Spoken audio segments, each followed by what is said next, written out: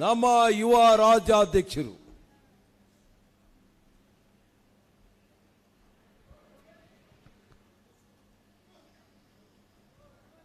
ಎಲ್ಲ ನನ್ನ ಆತ್ಮೀಯ ಬೀದರ್ ಜಿಲ್ಲೆಯ ಜನತಾದಳ ಪಕ್ಷದ ಪ್ರಮುಖ ಮುಖಂಡರೇ, ಕಾರ್ಯಕರ್ತ ಬಂಧುಗಳೇ, ವೇದಿಕೆ ಮೇಲೆ ಜನತಾದಳ ಪಕ್ಷದ ಎಲ್ಲ ನಮ್ಮ ಜಿಲ್ಲೆಯ ತಾಲೂಕು ಘಟಕದ ಎಲ್ಲ ತಾಲೂಕುಗಳಿಂದನೂ ಅಧ್ಯಕ್ಷರುಗಳು ಬಂದಿದ್ದಾರೆ. ಕೋಆಪರೇಟಿವ್ನ ಸದಸ್ಯರುಗಳು ಸಾಕಷ್ಟು ಜನ ಈ ಕಾರ್ಯಕ್ರಮದಲ್ಲಿ ಪಾಲ್ಗೊಂಡಿದ್ದೀರಿ. ಸಾಕಷ್ಟು ಜನ ಮಹಿಳಾ ಘಟಕದ ಅಧ್ಯಕ್ಷರ ಹಾದಿಯಾಗಿ ಹೆಣ್ಣುಮಕ್ಕಳುಗಳು ಬಂದಿದ್ದೀರಿ. ಒಟ್ಟಾರೆಯಾಗಿ ಇವತ್ತಿನ ಸದಸ್ಯತ್ವ ನೋಂದಣಿಯ ಈ ಒಂದು ರಾಜ್ಯ ಪ್ರವಾಸದ ಹಿನ್ನೆಲೆಯಲ್ಲಿ ಈಗಾಗಲೇ 4 ಜಿಲ್ಲೆಗಳು ಅತ್ಯಂತ ಯಶಸ್ವಿಯಾಗಿ ಮುಕ್ತಾಯವನ್ನು ಮಾಡಿ ಅದರಲ್ಲಿ ಬರ್ತಕ್ಕಂಥ 19 ವಿಧಾನಸಭಾ ಕ್ಷೇತ್ರಗಳಿಗೆ ಹೋಗಿ ಪ್ರಾರಂಭ ಮಾಡಿದಂಥದ್ದು ತುಮಕೂರು ಜಿಲ್ಲೆಯಿಂದ. ಅಲ್ಲಿಂದ ನಮ್ಮ ಮಾತೃ ಜಿಲ್ಲೆಗಳಾಗಿರ್ತಕ್ಕಂಥ ರಾಮನಗರ ಮತ್ತು ಮಂಡ್ಯವನ್ನು ಮುಗಿಸಿ ರಾಯಚೂರು ಜಿಲ್ಲೆಯ ಸಿಂಧನೂರು, ಮಾನವಿ ಹಾಗೂ ದೇವದುರ್ಗ ತಾಲೂಕಿಗೂ ಕೂಡ ಭೇಟಿಯನ್ನು ಕೊಟ್ಟು ಈ 5ನೇ ಈ ಪ್ರವಾಸದ ಹಿನ್ನೆಲೆಯಲ್ಲಿ ಇವತ್ತೇನು ಮೊದಲನೇ ಬಾರಿ ಪಕ್ಷದ ಕಾರ್ಯಕರ್ತರ ಸಂಘಟನಾತ್ಮಕವಾದಂಥ ಒಂದು ಸಭೆಯಲ್ಲಿ ನಾವು ನೀವೆಲ್ಲರೂ ಏನು ಸೇರಿದ್ದೇವೆ. ಬಿದರು ಮತ್ತು ನಾಳೆ ದಿನ ಕಲಬುರಗಿಯ ಜೇವರ್ಗಿ ತಾಲೂಕಿಗೆ ಹೋಗ್ತಾ ಇದ್ದೇನೆ. ಅಲ್ಲಿಂದ ಯಾದಗಿರಿ ಮತ್ತು ಶಾಪುರ ಇವೆರಡೂ ತಾಲೂಕುಗಳಿಗೆ ಭೇಟಿ ಕೊಡ್ತಾ ಇದ್ದೇನೆ. ಒಟ್ಟಾರೆಯಾಗಿ ಇಂದಿನಿಂದ 3 ದಿನಗಳ ಕಾಲ ಮತ್ತೆ ಕಲ್ಯಾಣ ಕರ್ನಾಟಕದ ವ್ಯಾಪ್ತಿ ಪ್ರವಾಸವನ್ನು ಕೈಗೆತ್ತಿಕೊಂಡಿದ್ದೇವೆ. ಇವತ್ತಿನ ಈ ಕಾರ್ಯಕ್ರಮದ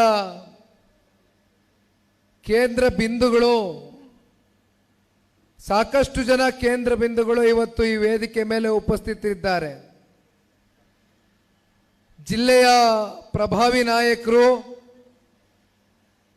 ಜನತಾದಳ ಪಕ್ಷದ ಕಟ್ಟಾಳುಗಳಾಗಿ ಪಕ್ಷದ ಹಿರಿಯ ಮುಖಂಡರು, ಮಾಜಿ ಶಾಸಕರು, ಸನ್ಮಾನ್ಯ ಕುಮಾರಣ್ಣ ಅವರ ಆಪ್ತ ಬಳಗದ ಆತ್ಮೀಯರು ಆಗಿರ್ತಕ್ಕಂಥ ಬಂಡಪ್ಪಣ್ಣ ಅವರು ಸಾಕಷ್ಟು ವಿಚಾರದ ಬಗ್ಗೆ ಈಗ ತಾನೇ ತಮ್ಮೆಲ್ಲರ ಎದುರುಗಡೆ ಪ್ರಸ್ತಾವನೆಯನ್ನು ಇಟ್ಟಿದ್ದಾರೆ. ಮತ್ತೊಬ್ಬರು ತಾಲೂಕಿನ ಗುರುಪಾದಪ್ಪ ನಾಗಮಾರ್ಪಲ್ಲಿ ಅವರ ಸುಪುತ್ರರು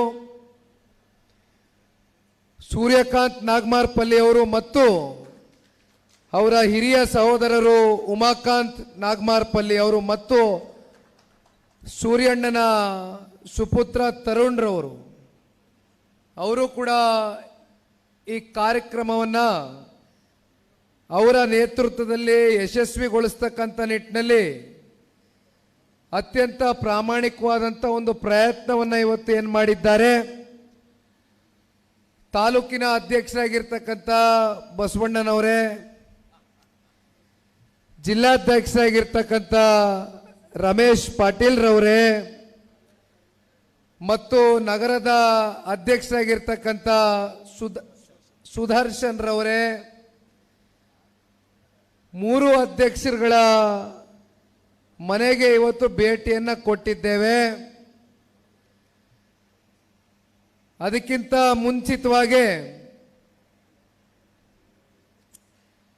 ಮಠಕ್ಕೆ ಹೋಗಿದ್ವು, ಗುರುದ್ವಾರಕ್ಕೆ ಭೇಟಿಯನ್ನು ಕೊಟ್ಟಿದ್ದೇವೆ. ಮಠದಲ್ಲಿ ಶಿವಶಂಕರ್ ಸ್ವಾಮಿಗಳ, ಶಿವಕುಮಾರ್ ಸ್ವಾಮಿಗಳ ಆಶೀರ್ವಾದವನ್ನು ಪಡೆದಿದ್ದೇವೆ. ಒಟ್ಟಾರೆಯಾಗಿ ಈ ಒಂದು ರಾಜ್ಯ ಪ್ರವಾಸ ಕೈಗೆತ್ಕೊಂಡಿರ್ತಕ್ಕಂಥದ್ದು ಪಕ್ಷದ ಪ್ರಮುಖ ಮುಖಂಡರುಗಳು ಕಾರ್ಯಕರ್ತರ ಜೊತೆಗೂಡಿ ಇವತ್ತು ನಿಮ್ಮ ಸಂಪರ್ಕ, ನಿಮ್ಮ ಸಂಬಂಧ, ನಿಮ್ಮ ಬಾಂಧವ್ಯವನ್ನ ನಾನು ವೈಯಕ್ತಿಕವಾಗಿ ನಿಮ್ಮ ಜೊತೆಯಲ್ಲಿ ಬರಿತಕ್ಕಂಥ ಈ ಒಂದು ಕಾರ್ಯಕ್ರಮದ ಹಿನ್ನೆಲೆಯಲ್ಲಿ ಏನು ಬಂದಿದ್ದೇನೆ.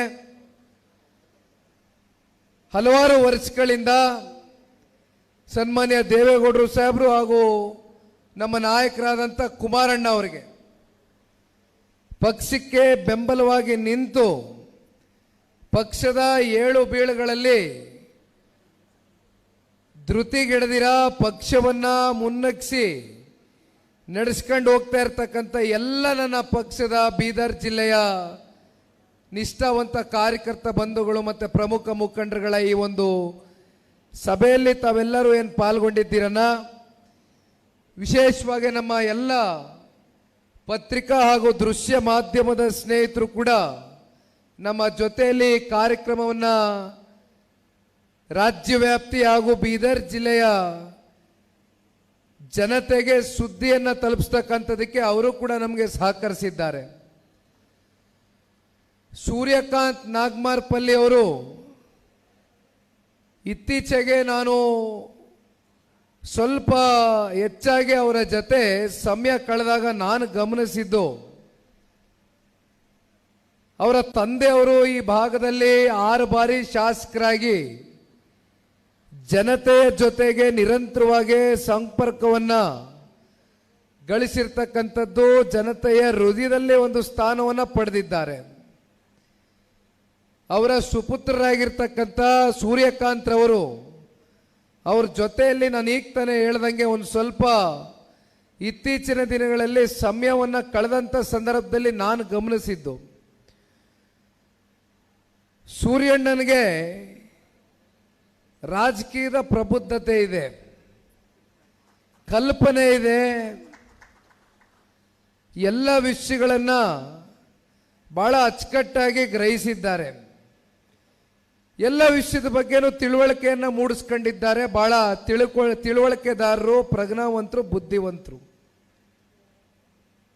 ನಾನು ಒಂದು ಸೂರ್ಯಣ್ಣನಿಗೆ ಹೇಳ್ತಕ್ಕಂಥದ್ದು ಈ ಒಂದು ವೇದಿಕೆ ಮೂಲಕ, ಸೂರ್ಯಣ್ಣ ಅವರೇ, ನಿಮಗೆ ನಿಮ್ಮ ತಂದೆಯವರ ರಾಜಕೀಯದ ಒಂದು ದೊಡ್ಡ ಇತಿಹಾಸ ಇದೆ, ಹಿನ್ನೆಲೆ ಇದೆ. ಅದೇ ರೀತಿ ಇವತ್ತು ನಾನು ಕೂಡ ಒಂದು ದೊಡ್ಡ ರಾಜಕೀಯದ ಹಿನ್ನೆಲೆ, ಇತಿಹಾಸ ಇರ್ತಕ್ಕಂಥ ಒಂದು ಕುಟುಂಬದಲ್ಲಿ ಜನಿಸಿದ್ದೇನೆ. ಸೂರ್ಯಣ್ಣ ಇವತ್ತು ಚುನಾವಣೆಯಲ್ಲಿ ಗೆಲುವು ಸೋಲು ಅಂತಕ್ಕಂಥದ್ದು ಸರ್ವೇ ಸಾಮಾನ್ಯ. ನಾವು ಯಾತಕ್ಕೆ ಚುನಾವಣೆಗಳಲ್ಲಿ ಸೋತಿದ್ದೀವಿ ಅಂತಕ್ಕಂಥದ್ದನ್ನ ನಮಗೆ ನಾವು ವಿಮರ್ಶನೆ ಮಾಡ್ಕೊಳ್ಬೇಕಾಗ್ತದೆ. ಆಯಾ ಸಂದರ್ಭಗಳು, ಆಯಾ ಸನ್ನಿವೇಶಗಳು ಕೆಲವೊಮ್ಮೆ ಸೋಲು ಉಂಟಾಗುತ್ತೆ, ಇಲ್ಲ ಅಂತಕ್ಕಂಥದ್ದನ್ನ ಇಲ್ಲ. ಆದರೆ ಸೋತಿದ್ರು ಕೂಡ ನಾವು ಮನೆಯಲ್ಲಿ ಕೂತ್ಕೊಳ್ತಕ್ಕಂಥದ್ದಾಗಬಾರ್ದು. ಒಂದು ಸಲ ನಾವು ದೃಢವಾದಂಥ ತೀರ್ಮಾನವನ್ನು ತೆಗೆದುಕೊಂಡು ಸಾರ್ವಜನಿಕರಿಗೆ ಬದುಕಕ್ಕೆ ಬಂದಿದ್ದೇವೆ. ಗೆಲ್ತೀವೋ ಸೋಲ್ತೀವೋ, ಒಟ್ಟಾರೆಯಾಗಿ ಜನಗಳ ಜೊತೆ ನಾವು ಇರಬೇಕು ಅಂತಕ್ಕಂಥ ಒಂದು ದೃಢ ಸಂಕಲ್ಪವನ್ನು ಹೊರಬೇಕಾಗ್ತದೆ. ಯಾಕೆಂದರೆ ನಮ್ಮನ್ನು ನಂಬಿ ಜನ ನಮಗೆ ಮತ ನೀಡಿರ್ತಾರೆ. 5,000, 8,000, 10,000 ಅಂತರದಿಂದ ಸೋಲಿರ್ತಕ್ಕಂಥದ್ದು ಅದು ಸೋಲು ಅಂತಕ್ಕಂಥದ್ದು ನಾವು ಯಾವತ್ತೂ ಪರಿಗಣನೆಗೆ ತಗೊಳ್ಬಾರ್ದು. ಏನು ಜನ ನಿಮ್ಮನ್ನು ನಂಬಿ ಮತ ಹಾಕಿರ್ತಾರೆ ಅಂಥ ಜನಗಳಿಗೆ ನಾವು ಯಾವತ್ತೂ ಮೋಸ ಮಾಡಬಾರ್ದು. ಜೊತೆಯಲ್ಲಿ ಮುಂದೊಂದು ದಿನ ಯಾರು ನಮ್ಮ ಜೊತೆಯಲ್ಲಿ ನಿಮ್ಮ ಚುನಾವಣೆಗಳಲ್ಲಿ ಈ ಹಿಂದೆ ನಿಲ್ಲಿಲ್ಲ, ಯಾಕೆ ನಮ್ಮ ಜೊತೆಯಲ್ಲಿ ಆ ಜನತೆ ನಿಲ್ಲಿಲ್ಲ ಅಂತಕ್ಕಂಥದ್ದನ್ನು ನಮಗೆ ನಾವು ಪ್ರಶ್ನೆಯನ್ನು ಮಾಡ್ಕೊಂಡು ಬಹಳ ದೃಢವಾದಂಥ ಸಂಕಲ್ಪವನ್ನು ತೊಟ್ಕೊಂಡು ಜನತೆಯ ಜೊತೆಗೆ ನಿರಂತರವಾಗಿ ಬೆರಿತಕ್ಕಂಥ ಕೆಲಸ ಮಾಡಬೇಕು. ಯಾಕೆಂದರೆ ನಾನು ಈಗ ತಾನೇ ನಿಮ್ಗೆ ಹೇಳ್ದಂಗೆ ನಿಮ್ಗೆ ರಾಜಕೀಯದ ಇತಿಹಾಸ ಇದೆ, ಹಿನ್ನೆಲೆ ಇದೆ. ನಿಮ್ಮ ತಂದೆಯವರು 6 ಬಾರಿ ಶಾಸಕರಾದಂಥವ್ರು. 100ಕ್ಕೆ 100 ಮುಂದೊಂದು ದಿನ ಶಾಸಕರಾಗ್ತೀರಿ. ಆದರೆ ನೀವು ಶಾಸಕರಾಗಬೇಕು ಅಂತಕ್ಕಂಥದ್ದು ಇವತ್ತಿಲ್ಲಿರ್ತಕ್ಕಂಥ ಎಲ್ಲ ಪಕ್ಷದ ಅಭಿಮಾನಿಗಳು, ನಿಮ್ಮ ಅಭಿಮಾನಿಗಳು, ಕೋಆಪರೇಟಿವ್ ಸೆಕ್ಟರ್ ಇಂದ ಬಂದಿರತಕ್ಕಂಥ ಎಲ್ಲ ಸದಸ್ಯರು, ಕಾರ್ಯಕರ್ತರು, ಪ್ರಮುಖ ಮುಖಂಡರುಗಳು ನಿಮ್ಮನ್ನು ನಂಬ್ಕೊಂಡಿದ್ದಾರೆ. ದಯಮಾಡಿ ಅವರ ನಂಬಿಕೆಗೆ ನಾವು ಯಾರೂ ಕೂಡ ಹುಸಿ ಮಾಡ್ತಕ್ಕಂಥ ಕೆಲಸ ಮಾಡಬಾರ್ದು. ಅದನ್ನು ಉಳಿಸ್ಕೊಳ್ಳೋಣ. ಅದನ್ನು ನಾನಿವತ್ತು ಹೇಳಲಿಕ್ಕೆ ಬಯಸ್ತೇನೆ. ಸೂರ್ಯಣ್ಣ, ಇನ್ನು 3 ವರ್ಷಗಳ ಕಾಲ ಮುಂದಿನ ವಿಧಾನಸಭೆಯ ಸಾರ್ವತ್ರಿಕ ಚುನಾವಣೆಯನ್ನು ನಾವು ಎದುರು ನೋಡ್ತಾ ಇದ್ದೇವೆ. 3 ವರ್ಷ ಅಂದರೆ ನಮಗಿರ್ತಕ್ಕಂಥದ್ದು ಕೇವಲ 1000 ದಿನ, ವರ್ಷಕ್ಕೆ 365 ದಿನ, ಅಂದರೆ ಕೇವಲ 1000 ದಿನ ನಮ್ಮ ಕಣ್ಣು ಮುಂದೆ ಇದೆ. ಅದಕ್ಕಿಂತ ಪೂರ್ವದಲ್ಲಿ ನಾವು ಎದುರು ನೋಡ್ತಾ ಇರ್ತಕ್ಕಂಥದ್ದು ನಮ್ಮ ಕಾರ್ಯಕರ್ತರ ಚುನಾವಣೆ. ಒಂದು ಗ್ರಾಮ ಪಂಚಾಯಿತಿ ಚುನಾವಣೆ, ಮತ್ತೊಂದು ಜಿಲ್ಲಾ ಪಂಚಾಯಿತಿ, ತಾಲೂಕು ಪಂಚಾಯಿತಿ ಚುನಾವಣೆಗಳಲ್ಲಿ ಸಾಕಷ್ಟು ಜನ ಪಕ್ಷದಲ್ಲಿ ಗುರುತಿಸ್ಕೊಂಡಿರ್ತಕ್ಕಂಥ ಕಾರ್ಯಕರ್ತ ಬಂಧುಗಳು, ಮುಖಂಡರುಗಳು ನಿಮ್ಮಲ್ಲಿ ಒಂದು ಅಭಿಲಾಷೆಯನ್ನು ಇಟ್ಕೊಂಡಿರ್ತೀರಿ. ಪಕ್ಷದ ಕಡೆಯಿಂದ ಪಕ್ಷ ನನ್ನನ್ನು ಗುರುತಿಸಿ ನಾನು ಟಿಕೆಟನ್ನು ಪಡೆದುಕೊಂಡು, ಜನಗಳ ಆಶೀರ್ವಾದವನ್ನು ಪಡೆದುಕೊಂಡು ನಾವು ಗ್ರಾಮ ಪಂಚಾಯಿತಿಗಳಲ್ಲಿ, ತಾಲೂಕು ಜಿಲ್ಲಾ ಪಂಚಾಯಿತಿಗಳಲ್ಲಿ ನಾವು ಸದಸ್ಯರಾಗಿ ನೇಮಕಾತಿ ಆಗಬೇಕು ಅಂತಕ್ಕಂಥ ಕನಸನ್ನು ತಾವೇನು ಹೊತ್ತಿರ್ತೀರಿ. ತಮಗೂ ಕೂಡ ಈ ಸಂದರ್ಭದಲ್ಲಿ ನಾನು ಕೇಳ್ಕೊಳ್ತಕ್ಕಂಥದ್ದು ಇಷ್ಟೇ ಅಣ್ಣ, ಇವತ್ತು ನಿಮ್ಮ ಚುನಾವಣೆಗಳಲ್ಲಿ ನೀವೇನು ಆಕಾಂಕ್ಷಿತರಿರ್ತೀರಿ, ತಮ್ಮ ತಮ್ಮ ಗ್ರಾಮದಲ್ಲಿ, ತಮ್ಮ ವ್ಯಾಪ್ತಿಗಳಲ್ಲಿ, ಅದು ಜಿಲ್ಲಾ ಪಂಚಾಯಿತಿ ಇರ್ಬೋದು, ತಾಲೂಕು ಪಂಚಾಯಿತಿ ವ್ಯಾಪ್ತಿಗಳಲ್ಲಿರ್ಬೋದು, ತಾವುಗಳು ಕೂಡ ನಿರಂತರವಾಗಿ ಜನರ ಪರವಾಗಿ ಸಂಪರ್ಕವನ್ನು ಹೊಂದಬೇಕಾಗ್ತದೆ, ಜನರ ಜೊತೆಗೆ ಬೆರಿಬೇಕಾಗ್ತದೆ, ಜನರ ಧ್ವನಿಯಾಗಿ ಕೆಲಸ ಮಾಡಬೇಕಾಗ್ತದೆ, ಜನರ ಜೊತೆಯಲ್ಲಿ ಇರ್ತೇವೆ ಅಂತಕ್ಕಂಥ ಆತ್ಮವಿಶ್ವಾಸವನ್ನು ರೂಢಿಸಬೇಕಾಗ್ತದೆ.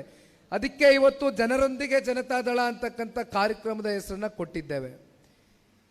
ಜನರೊಂದಿಗೆ ಜನತಾದಳ ಅಂತಕ್ಕಂಥದ್ದು ಇದು ಜನತಾದಳಕ್ಕೆ ಹೊಸದೇನಲ್ಲ. ಜನತಾದಳ ಪಕ್ಷ ಈ ರಾಜ್ಯದಲ್ಲಿ ಹುಟ್ಟಿರ್ತಕ್ಕಂಥದ್ದೇ ಹೋರಾಟದ ಹಿನ್ನೆಲೆಯಲ್ಲಿ. ಅದರಲ್ಲೂ ನಮ್ಮ ಪಕ್ಷದ ವರಿಷ್ಠರು ಸನ್ಮಾನ್ಯ ದೇವೇಗೌಡರು ಸಾಹೇಬರ 64 ವಯಸ್ಸಿನ ವರ್ಷದ ದೀರ್ಘಕಾಲದ ರಾಜಕಾರಣದ ಬದುಕಿನಲ್ಲಿ ನಿರಂತರವಾಗಿ ಹೋರಾಟವನ್ನು ಮೈಗೆ ರೂಢಿಸ್ಕೊಂಡಿದ್ದಾರೆ. ಅದರಲ್ಲಿ ಯಾವುದೇ ಅನುಮಾನಗಳಿಲ್ಲ. ಇವತ್ತಿಗೂ ಕೂಡ 93 ವಯಸ್ಸಿನ ದೇವೇಗೌಡರು ಸಾಹೇಬರ ಹೋರಾಟ ನಮ್ಮ ರಾಜ್ಯದ ನೀರಾವರಿ ವಿಚಾರ ಇರ್ಬೋದು, ರೈತರ ವಿಚಾರ ಇರ್ಬೋದು, ಜಾತ್ಯತೀತ ಅಂತಕ್ಕಂಥ ಒಂದು ತತ್ವ ಸಿದ್ಧಾಂತದ ಮೇಲೆ ಕಟ್ಟಿರ್ತಕ್ಕಂಥ ಈ ಒಂದು ಪಕ್ಷದಲ್ಲ ಇರ್ತಕ್ಕಂಥ ಎಲ್ಲ ನಮ್ಮ ರಾಜ್ಯದಲ್ಲಿ ಬರ್ತಕ್ಕಂಥ ಯಾವುದೇ ಜಾತಿ, ಸಮುದಾಯ, ಧರ್ಮ ಎಲ್ಲರಿಗೂ ಕೂಡ ಇವತ್ತು ಜನತಾದಳ ಪಕ್ಷ ಒಂದು ಧ್ವನಿಯಾಗಿ ಕೆಲಸ ಮಾಡ್ತಾ ಇದೆ. ಅವರ ಒಂದು ತತ್ವ ಸಿದ್ಧಾಂತ, ಅವರ ಒಂದು ಆದರ್ಶ, ಅದನ್ನು ನಾವೆಲ್ಲರೂ ಕೂಡ ಮಾರ್ಗದರ್ಶನವಾಗಿ ತೆಗೆದುಕೊಂಡು ಇವತ್ತು ಜನತಾದಳ ಪಕ್ಷವನ್ನು ಬೇರು ಮಟ್ಟದಿಂದ ಕಟ್ಟಬೇಕಾಗಿದೆ. ನಾನು ಯಾವುದೇ ಮುಂದಿನ ವಿಧಾನಸಭಾ ಚುನಾವಣೆಯ, ಸಾರ್ವತ್ರಿಕ ಚುನಾವಣೆಯ ದೃಷ್ಟಿಯಿಂದ ಇಲ್ಲಿ ಬಂದಿಲ್ಲ. ನಿಮ್ಮ ಚುನಾವಣೆಗಳನ್ನ ಮುಂದಿನ ದಿನಗಳಲ್ಲಿ ನೀವು ಎದುರಿಸಬೇಕಾಗಿದೆ. ನಿಮ್ಮ ಚುನಾವಣೆಗಳಲ್ಲಿ ನೀವು ಗೆಲುವನ್ನು ಸಾಧಿಸಿದ್ರೆ ಜನತಾದಳ ಪಕ್ಷ ಗೆಲುವನ್ನು ಮುಂದಿನ ದಿನದ ವಿಧಾನಸಭಾ ಚುನಾವಣೆಯಲ್ಲಿ ನೋಡ್ತಕ್ಕಂಥದ್ದನ್ನ ಯಾರು ಕೂಡ ತಡಿಲಿಕ್ಕೆ ಆಗ್ತಕ್ಕಂಥದ್ದು ಸಾಧ್ಯ ಇಲ್ಲ. ಹಾಗಾಗಿ ದಯಮಾಡಿ ಇಂದಿನಿಂದನೇ ನೀವೆಲ್ಲರೂ ಕಾರ್ಯೋನ್ಮುಖರಾಗಿ ನಿಮ್ಮ ನಿಮ್ಮ ಗ್ರಾಮದಲ್ಲಿ, ನಿಮ್ಮ ನಿಮ್ಮ ಹೋಬಳಿಗಳಲ್ಲಿ, ನಿಮ್ಮ ನಿಮ್ಮ ಪಂಚಾಯಿತಿಗಳಲ್ಲಿ, ನಿಮ್ಮ ನಿಮ್ಮ ಬೂತ್ಗಳಲ್ಲಿ ಇಂದಿನಿಂದ ಕೆಲಸವನ್ನು ಪ್ರಾರಂಭ ಮಾಡಬೇಕು ಅಂತಕ್ಕಂಥದ್ದನ್ನ ಮನವಿಯನ್ನು ಮಾಡ್ತೇನಣ್ಣ. ಮತ್ತೊಬ್ಬರು ಬಸವ ಕಲ್ಯಾಣ ವಿಧಾನಸಭಾ ಕ್ಷೇತ್ರದ ಮಾಜಿ ಶಾಸಕರು, ಅವರು ಪಕ್ಷ ಒಮ್ಮೊಮ್ಮೆ ಮಧ್ಯದಲ್ಲಿ ನಮ್ಮನ್ನು ಬಿಟ್ಟು ಹೋಗಿದ್ರು ಕೂಡ ಕುಮಾರಣ್ಣನ ಹೃದಯದಲ್ಲಿ ಇಟ್ಕೊಂಡಿದ್ದಾರೆ. ಕುಮಾರಣ್ಣನ ಭಾಳ ಪ್ರೀತಿಸ್ತಾರೆ. ಕೂಬಾರ್ ಅವರು, ಮಲ್ಲಿಕಾರ್ಜುನ್ ಕೂಬಾರ್ ಅವರು ಕೂಡ ಪ್ರಾಸ್ತಾವಿಕವಾಗಿ ಮಾತನಾಡಬೇಕಾದ್ರೆ ಯಾವ ರೀತಿ ಮುಂದೆ ನಾವು ಪಕ್ಷವನ್ನು ಕಟ್ಟಬೇಕು, ಜೊತೆಯಲ್ಲಿ ಮುಂದೆ ಮತ್ತೆ ನಾನು ಜನತಾದಳ ಪಕ್ಷವನ್ನು ತ್ಯಜಿಸಿ ಹೋಗ್ತಕ್ಕಂಥ ಪ್ರಶ್ನೆ ಉದ್ಭವ ಆಗಲಿಕ್ಕಿಲ್ಲ ಅಂತಕ್ಕಂಥದ್ದನ್ನ ಭಾಳ ಸ್ಪಷ್ಟವಾಗಿ ಅವರೇ ಖುದ್ದಾಗಿ ಹೇಳಿದ್ದಾರೆ ಕೂಬಾರ್ ಅವರು. ಮತ್ತೊಬ್ಬರು ನಮ್ಮ ಮಾತೃ ಜಿಲ್ಲೆ ಆಗಿರ್ತಕ್ಕಂಥ ಮಂಡ್ಯ ಜಿಲ್ಲೆಯ ಹಿರಿಯ ಶಾಸಕರು ನಾಗಮಂಗಲ ತಾಲೂಕಿನ ಹೆಬ್ಬುಲಿ ಅಂತ ನಾವೇನು ಭಾಳ ಅಲ್ಲಿರ್ತಕ್ಕಂಥ ಕಾರ್ಯಕರ್ತರು ಅವ್ರಿಗೆ ಒಂದು ಹೆಸರನ್ನು ಕೊಟ್ಟಿದ್ದಾರೆ, ಬಿರುದು. ಭಾಳ ಗರ್ಜಿಸ್ತಾರೆ. ಸುರೇಶ್ ಗೌಡರು ಸೋತಿದ್ದಿಂದನೂ ನಿರಂತರವಾಗಿ ಸೋತಿದ ಮರುಕ್ಷಣ ಅವರು ನಾಗಮಂಗಲ ತಾಲೂಕಿನ ಜನತೆ ಯಾವುದೇ ಕಾರ್ಯಕ್ರಮ ಕರೀಲಿ ನಿರಂತರವಾಗಿ ಭಾಗಿಯಾಗಿ ಕೆಲಸ ಮಾಡ್ತಾ ಇದ್ದಾರೆ. ಹಾಗಾಗಿ ಚುನಾವಣೆಯ ಗೆಲುವು ಸೋಲು ಅಂತಕ್ಕಂಥದ್ದು ಇದ್ದೇ ಇರುತ್ತೆ. ಅದನ್ನು ಹೆಚ್ಚಾಗಿ ನಾವು ಮನಸ್ಸಿಗೆ ತಗೊಂಡೋಗ್ತಕ್ಕಂಥದ್ದು ಬೇಡಣ. ಆದರೆ ಒಂದು ಕಲ್ಯಾಣ ಕರ್ನಾಟಕದ ಬಗ್ಗೆ ತಾವೆಲ್ಲರೂ ಮಾತನಾಡ್ತಾ ಇದ್ರಿ.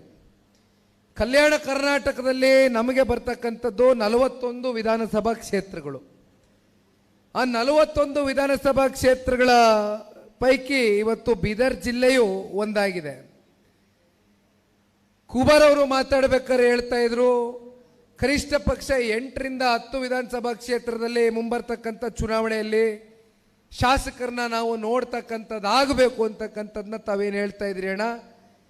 8ರಿಂದ 10 ಜನ ಶಾಸಕರನ್ನ ನೋಡಬೇಕು ಅಂದರೆ ನಾವೇನು ಹೆಚ್ಚಾಗಿ ದುಡಿಬೇಕಾಗಿಲ್ಲ, ಜನ ಆಶೀರ್ವಾದ ಮಾಡ್ತಾರೆ. ಆದರೆ 41ರಲ್ಲಿ ಕನಿಷ್ಠ ಪಕ್ಷ ಅದರಲ್ಲಿ 50% ಮಂದಿ ಶಾಸಕರನ್ನ ಜನತಾದಳ ಪಕ್ಷ ಹೊಂದಬೇಕು ಅಂತಕ್ಕಂಥದ್ದಕ್ಕೆ ಇವತ್ತು ಈ ಹೋರಾಟವನ್ನು ಕೈಗೆತ್ಕೊಂಡಿರ್ತಕ್ಕಂಥದ್ದು. ಅದು ಅಸಾಧ್ಯ ಅಂತಕ್ಕಂಥದ್ದನ್ನು ನಾನು ಭಾವಿಸಿಲ್ಲ. ಯಾಕಂದರೆ ಮೊನ್ನೆಯ ದಿನ ದೇವದುರ್ಗಕ್ಕೆ ಹೋಗಿದ್ದೆ. ದೇವದುರ್ಗದ ದೇವರನಾಡಿನಲ್ಲಿ ಪಕ್ಷದ ವರಿಷ್ಠರು ಸನ್ಮಾನ್ಯ ದೇವೇಗೌಡರ ಪ್ರತಿಮೆಯ ಅನಾವರಣಗೊಳಿಸ್ತಕ್ಕಂಥ ಕಾರ್ಯಕ್ರಮದ ಹಿನ್ನೆಲೆಯಲ್ಲಿ ಸನ್ಮಾನ್ಯ ದೇವೇಗೌಡರು ಸಾಹೇಬರಿಗೆ ಪ್ರೀತಿಯಿಂದ ತಾಲೂಕಿನ ಜನತೆ ಆಹ್ವಾನವನ್ನು ನೀಡಿದ್ರು. ಆ ಭಾಗದ ಶಾಸಕಿ, ಮಹಿಳಾ ಶಾಸಕಿ ಕರಿಯಮ್ಮನವರು ದೇವೇಗೌಡರು ಸಾಹೇಬರು ಬರಬೇಕು, ಜನ ದೇವೇಗೌಡರು ಸಾಹೇಬ್ರನ್ನ ಕಾಣಲಿಕ್ಕೆ ಭಾಳ ಅಪೇಕ್ಷೆ ಇಟ್ಕೊಂಡಿದ್ದಾರೆ ಅಂತಕ್ಕಂಥ ವಿಚಾರಕ್ಕೆ ಸಂಬಂಧಪಟ್ಟಂತೆ ನನಗೆ ತಿಳಿಸಿದಂಥ ಸಂದರ್ಭದಲ್ಲಿ ನಾನು ಸನ್ಮಾನ್ಯ ದೇವೇಗೌಡರು ಸಾಹೇಬ್ರಿಗೆ ಹೇಳಿದೆ, ದೇವೇಗೌಡರು ಸಾಹೇಬರು ದೇವದುರ್ಗ ತಾಲೂಕು ಭಾಳ ಒಂದು ಬರಡು ಭೂಮಿ ಆಗಿತ್ತು. ಏಷ್ಯಾದಲ್ಲೇ ಅತ್ಯಂತ ಹಿಂದುಳಿದಿರ್ತಕ್ಕಂಥ ತಾಲೂಕಾಗಿತ್ತು. ಸನ್ಮಾನ್ಯ ದೇವೇಗೌಡರು ಸಾಹೇಬರು 90ರ ದಶಕದ ಗಡಿಯಲ್ಲಿ ಅಂದು ಬಹುಶಃ ರೈತಾಪಿ ವರ್ಗ ಅವ್ರು ಅವಾಗ ಇನ್ನೂ ಮುಖ್ಯಮಂತ್ರಿಗಳಾಗಿರಲಿಲ್ಲ. 94ರಲ್ಲಿ ಅವರು ಮುಖ್ಯಮಂತ್ರಿ ಆಗಿದ್ದು. ಅದಕ್ಕಿಂತ ಪೂರ್ವದಲ್ಲಿ ಸನ್ಮಾನ್ಯ ದೇವೇಗೌಡರು ಸಾಹೇಬ್ರನ್ನ ಅಲ್ಲಿರ್ತಕ್ಕಂಥ ರೈತಾಪಿ ವರ್ಗ ನೀರಾವರಿ ವಿಚಾರಕ್ಕೆ ಸಂಬಂಧಪಟ್ಟಂತೆ ಯಾವ ರೀತಿ ತಾಲೂಕು ಹಿಂದುಳಿದಿದೆ ಅಂತಕ್ಕಂಥದ್ರ ಬಗ್ಗೆ ಚರ್ಚೆಯನ್ನು ಮಾಡಿ ಮುಂದಿನ ದಿನಗಳಲ್ಲಿ ಅಂದು ಸನ್ಮಾನ್ಯ ದೇವೇಗೌಡರು ಸಾಹೇಬರು ಅಧಿಕಾರಕ್ಕೆ ಬಂದಂಥ ಸಂದರ್ಭದಲ್ಲಿ ಹೇಗಾದರೂ ಮಾಡಿ ನಮಗೆ ಈ ಭಾಗದಲ್ಲಿ ನೀರಾವರಿ ಯೋಜನೆಯನ್ನು ಕಲ್ಪಿಸ್ಕೊಡ್ಬೇಕು ಅಂತಕ್ಕಂಥ ಮನವಿಯನ್ನು ಏನಿಟ್ಟಿದ್ರು. ಅದೇ ರೀತಿ ಸನ್ಮಾನ್ಯ ದೇವೇಗೌಡರು ಸಾಹೇಬರು ರೈತರ ಮಾತಿಗೆ ಸಕಾರಾತ್ಮಕವಾಗಿ ಸ್ಪಂದಿಸಿ ಕೃಷ್ಣಾ ನದಿಯಿಂದ ಬಲದಂಡ ನಾಲೆಯಿಂದ ನಾರಾಯಣಪುರ ಕಾಲುವೆಗೆ ನೀರನ್ನು ಹರಿಸಿ ಇವತ್ತಿನವರೆಗೂ ಏನಾದರೂ ಶಾಶ್ವತವಾಗಿ ನೀರಾವರಿ ಯೋಜನೆಯನ್ನ ದೇವದುರ್ಗ ತಾಲೂಕಿಗೆ ಇವತ್ತು ನೋಡ್ಬೋದು. ದೊಡ್ಡ ದೊಡ್ಡ ಕಟ್ಟಡಗಳು ಕಟ್ಟವ್ರೆ. ಎಲ್ಲಿ ನೋಡಿದ್ರು ಕೂಡ ಇವತ್ತು ರೈತರ ಜಮೀನು ಹಸಿರಾಗದೆ ಅಂದರೆ ಅದಕ್ಕೆ ಸನ್ಮಾನ್ಯ ದೇವೇಗೌಡರು ಸಾಹೇಬರ ಕೊಡುಗೆ ಅಂತಕ್ಕಂಥದ್ದು ದೇವದುರ್ಗ ತಾಲೂಕಿನ ಪ್ರತಿಯೊಬ್ಬ ರೈತಾಪಿ ವರ್ಗ. ನಾನು ದೇವದುರ್ಗ ತಾಲೂಕಿಗೆ ಬಂದಂಥ ಸಂದರ್ಭದಲ್ಲಿ ಸನ್ಮಾನ್ಯ ದೇವೇಗೌಡರು ಸಾಹೇಬರು ಏನು ಹೆಲಿಕಾಪ್ಟರ್ನಲ್ಲಿ ಬರ್ತಾ ಇದ್ರು, ಆಗ ನಾನು ಕಾರ್ನಲ್ಲಿ ಏನು ಬರ್ತಾ ಇದ್ದೆ, ಹಳ್ಳಿಗಳಲ್ಲಿ ರಸ್ತೆಗಳಲ್ಲಿ ಬೀದಿಗಳಲ್ಲಿ ತುಂಬ ಜನ ಹಿರಿಯಕರು ಹೆಣ್ಮಕ್ಳು ಮನಸ್ಪೂರ್ವಕವಾಗಿ ಸನ್ಮಾನ್ಯ ದೇವೇಗೌಡರು ಸಾಹೇಬರನ್ನ ಕಾಣಬೇಕು, ಅವ್ರಿಗೆ ಆಶೀರ್ವಾದವನ್ನು ಮಾಡಬೇಕು, ನಾವು ಅವ್ರನ್ನ ನೋಡಬೇಕು ಅಂತಕ್ಕಂಥದ್ದನ್ನ ಈಗಲೂ ಕೂಡ ಆ ಭಾಗದ ರೈತರು ಹೆಣ್ಮಕ್ಳು ಎಲ್ಲರೂ ಕೂಡ ಮನಸ್ಸಿನಲ್ಲಿ ಇಟ್ಕೊಂಡಿದ್ದಾರೆ. ಈ ರೀತಿ ಬಹಳ ಜನ ಹೇಳ್ತಾರೆ ಜನತಾದಳ ಪಕ್ಷ ಕೇವಲ ಹಳೆ ಮೈಸೂರು ಪ್ರಾಂತ್ಯಕ್ಕೆ ಸೀಮಿತವಾಗಿರ್ತಕ್ಕಂಥ ಪಕ್ಷ. ಕಲ್ಯಾಣ ಕರ್ನಾಟಕದಲ್ಲಿ ತನ್ನ ಶಕ್ತಿ ಏನಿದೆ, ಕಿತ್ತೂರು ಕರ್ನಾಟಕದಲ್ಲಿ ತನ್ನ ಶಕ್ತಿ ಏನಿದೆ ಅಂತಕ್ಕಂಥದನ್ನ ಬಹಳ ಜನ ವಿರೋಧಿಗಳು ಪ್ರಶ್ನೆ ಮಾಡ್ತಾರೆ. ಆದರೆ ಇವತ್ತು ಬೀದರ್ನಲ್ಲಿ ನಾವು ಮೈ ಶುಗರ್ ಕಾರ್ಖಾನೆ ಏನಿದೆ, ಶುಗರ್ನ ಒಂದು ಕಾರ್ಖಾನೆ ಏನು ಸಂಪೂರ್ಣವಾಗಿ ಇವತ್ತಿಗೂ ಕೂಡ ಅದನ್ನ ಪುನಶ್ಚೇತನಗೊಳಿಸ್ಲಿಕ್ಕಾಗಿಲ್ಲ. ಆದರೆ ಸನ್ಮಾನ್ಯ ಕುಮಾರಣ್ಣವರು ಮುಖ್ಯಮಂತ್ರಿಗಳಾದಂಥ ಸಂದರ್ಭದಲ್ಲಿ ಈಗ ತಾನೇ ಕೋಆಪರೇಟಿವ್ ಸಚಿವರಾಗಿ ಕೆಲಸ ಮಾಡಿರ್ತಕ್ಕಂಥ ಬಂಡಪ್ಪ ಕಾಶಂಪುರ ಅಣ್ಣ ಅವರು ಕೂಡ ಮಾತನಾಡಬೇಕಾದ್ರೆ ಹೇಳ್ತಾ ಇದ್ರು, ಸನ್ಮಾನ್ಯ ಕುಮಾರಣ್ಣವರು 20 ಕೋಟಿ ರೂಪಾಯಿ ಆ ಕಾರ್ಖಾನೆಯನ್ನ ಪುನಶ್ಚೇತನ ಮಾಡ್ತಕ್ಕಂಥದಕ್ಕೆ ಮೊದಲನೇ ಹಂತದಲ್ಲಿ ಹಣಕಾಸನ್ನ ಬಿಡುಗಡೆ ಮಾಡ್ತಾರೆ.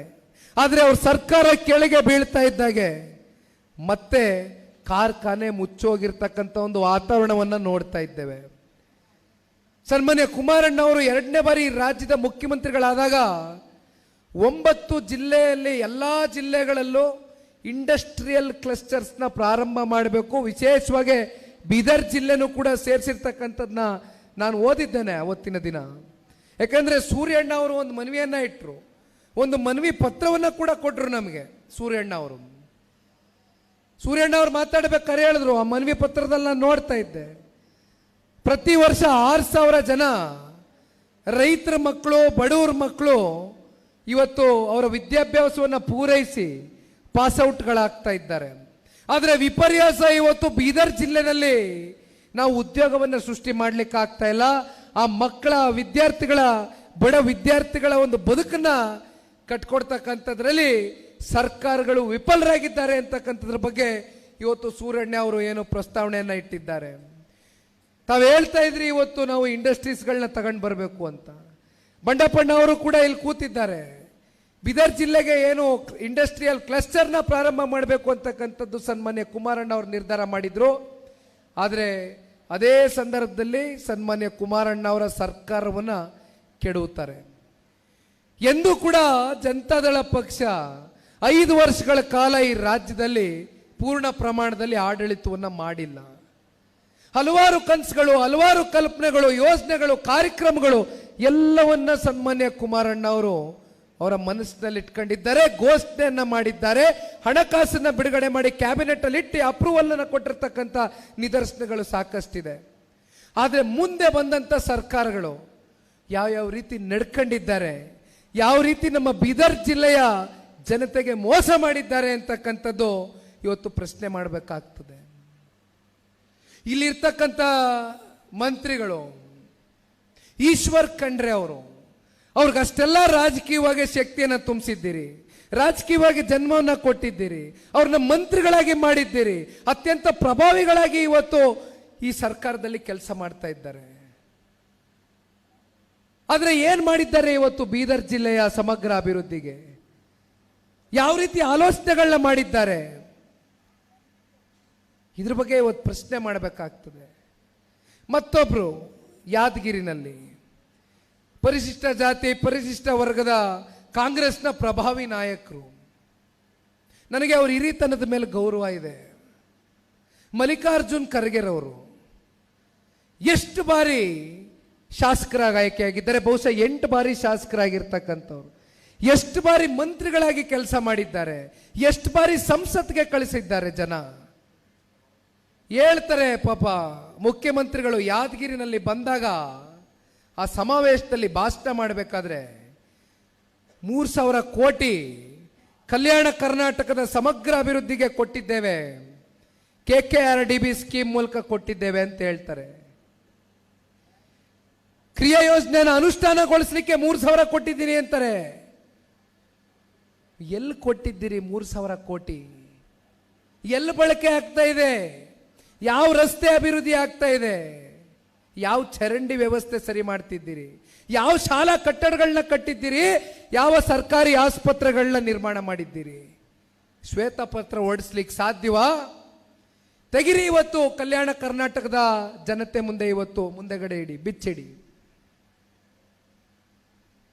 ಬೆಳಗ್ಗೆ ನೋಡ್ತಾ ಇದ್ದೆ ಪತ್ರಿಕೆಯಲ್ಲಿ 3,400 ಕೋಟಿ ರೂಪಾಯಿ ನೀರಾವರಿ ಯೋಜನೆಗೆ ದುಡ್ಡನ್ನ ಇಟ್ಟಿದ್ದಾರೆ ಸರ್ಕಾರ, ಹಣಕಾಸನ್ನ ಬಿಡುಗಡೆ ಮಾಡಿ. ಎಲ್ಲಿದೆ ದುಡ್ಡು? ಸರ್ಕಾರದ ಆರ್ಥಿಕ ಪರಿಸ್ಥಿತಿ ಎಲ್ಲಿಗೆ ಹೋಗಿ ನಿಂತಿದೆ? ದುಡ್ಡಿದೆಯಾ ನಿಮ್ಮ ಹತ್ರ?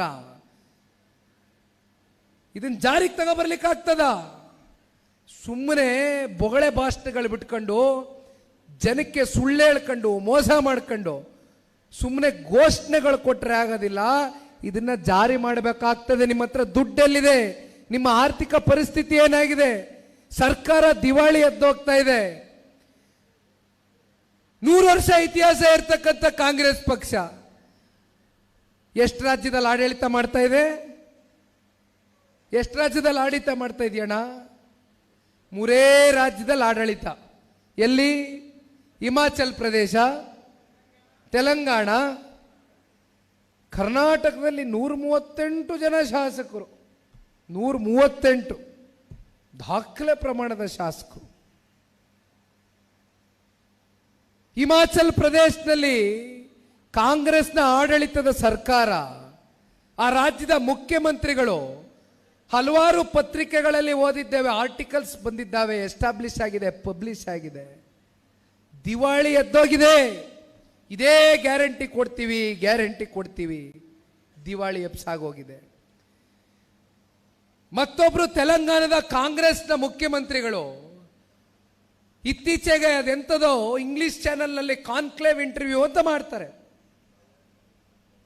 ರಾಜ್ದೀಪ್ ಸರ್ದೇಸಾಯಿ ಅವರು ಮಾಡ್ತಕ್ಕಂಥ ಇಂಟರ್ವ್ಯೂ ಕಾನ್ಕ್ಲೇವ್.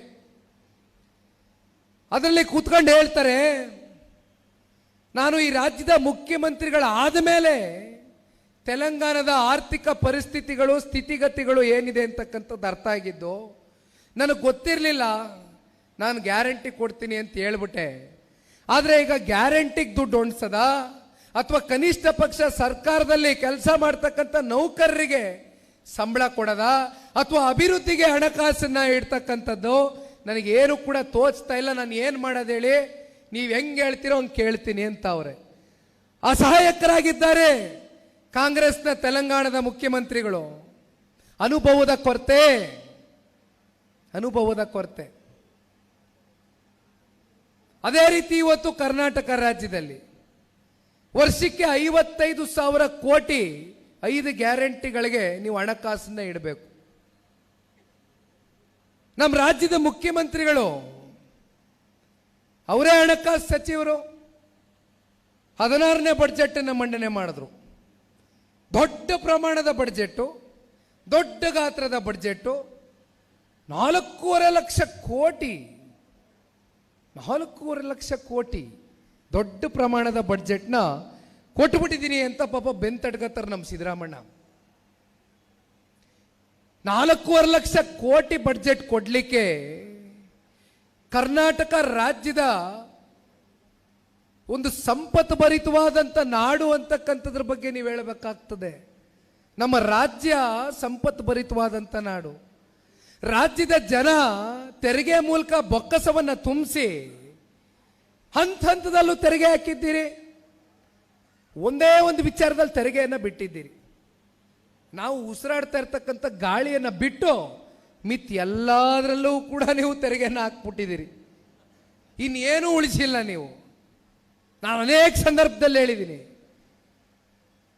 ಈ ಸರ್ಕಾರ ಇಡೀ ಜನತೆಯನ್ನ, ಸಚಿವ ಸಂಪುಟವನ್ನ, ಜೊತೆಯಲ್ಲಿ ಯಾರ್ಯಾರು ನಿಮ್ಮ ವಿರೋಧ ಪಕ್ಷದವರು, ರಾಜಕೀಯವಾಗಿ ನಿಮ್ಮ ವಿರೋಧಿಗಳು ಅಂತಕ್ಕಂಥದ್ದನ್ನ ನೀವು ಪರಿಗಣನೆಗೆ ತಗೋತೀರಿ, ಅವ್ರು ಎಲ್ಲರನ್ನೂ ಕೂಡ ಟ್ರ್ಯಾಪನ್ನು ಮಾಡ್ತೀರಿ.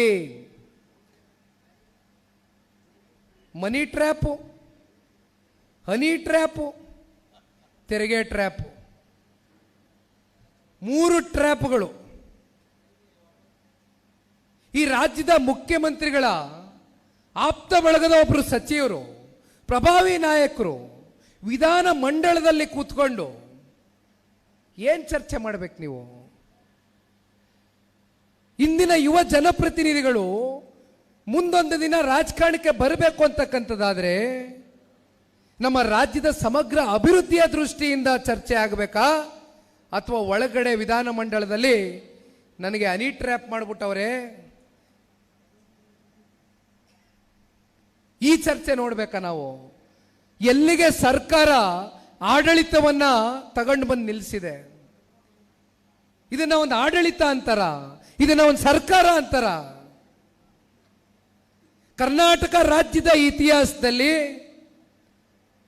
ಬಹುಶಃ ಇಂಥ ಕಪ್ಪು ಚುಕ್ಕೆ ಇವತ್ತು ನಮ್ಮ ಕರ್ನಾಟಕ ರಾಜ್ಯಕ್ಕೆ ತಗೊಂಡು ಬಂದಿರತಕ್ಕಂಥ ಸರ್ಕಾರ ಈ ರಾಜ್ಯದಲ್ಲಿ ಯಾವ್ದಾದ್ರು ಇದ್ರೆ ಅದು ಈ ದರಿದ್ರ ಕಾಂಗ್ರೆಸ್ ಸರ್ಕಾರ ಅಂತಕ್ಕಂಥದ್ದು ಈ ಸಂದರ್ಭದಲ್ಲಿ ನಾವು ಹೇಳಬೇಕಾಗ್ತದೆ. ಸಂಪತ್ತು ಭರಿತವಾದಂಥ ನಾಡು, ಸಂಪತ್ತು ಭರಿತವಾದಂಥ ರಾಜ್ಯ.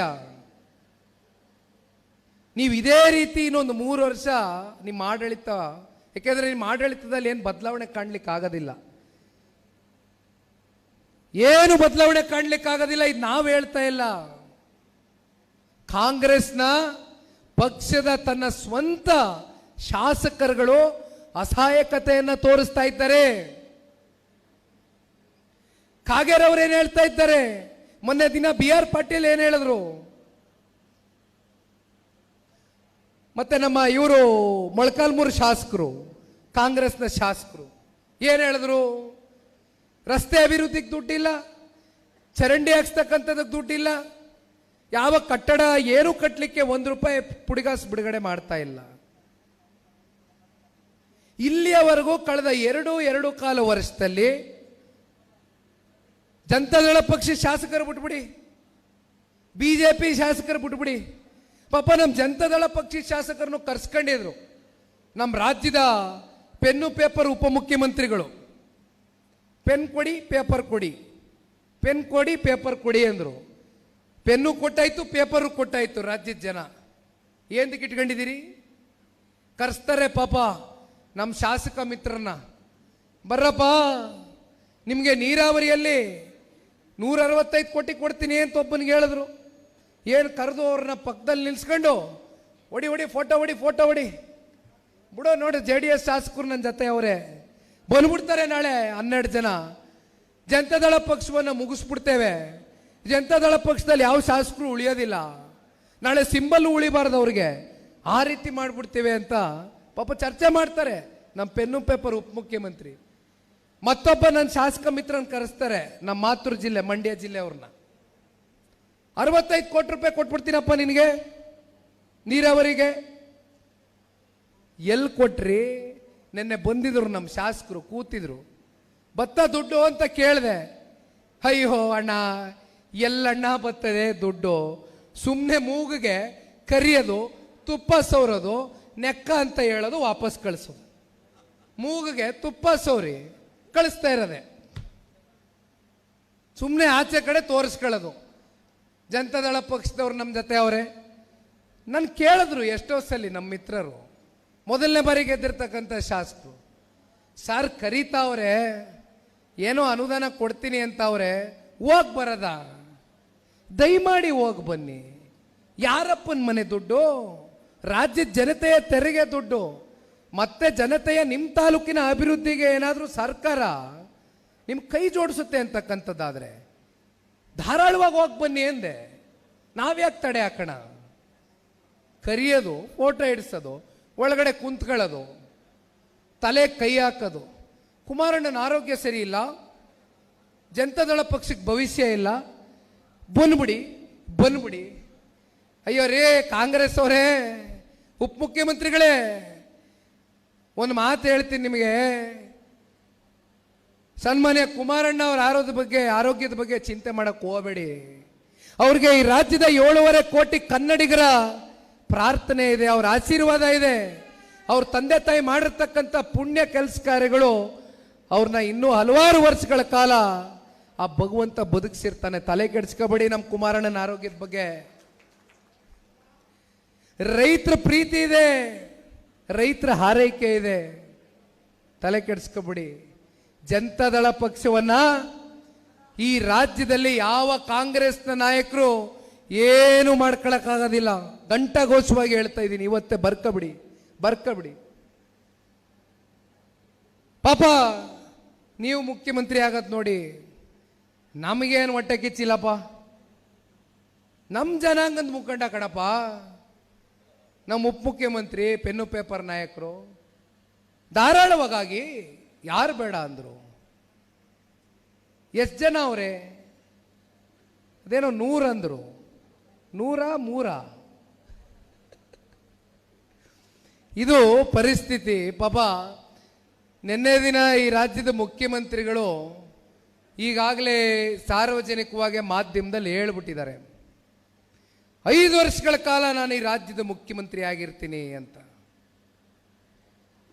ಮುಖ್ಯಮಂತ್ರಿಗಳನ್ನ ತೆಗಿಬೇಕು ಅಂತ ಉಪಮುಖ್ಯಮಂತ್ರಿಗಳ ಜೊತೆ ಮತ್ತೊಂದಷ್ಟು ಬಣಗಳು ರೆಡಿ ಆಗವೇ ಇಲ್ಲ ಅಂತ ಏನಿಲ್ಲ.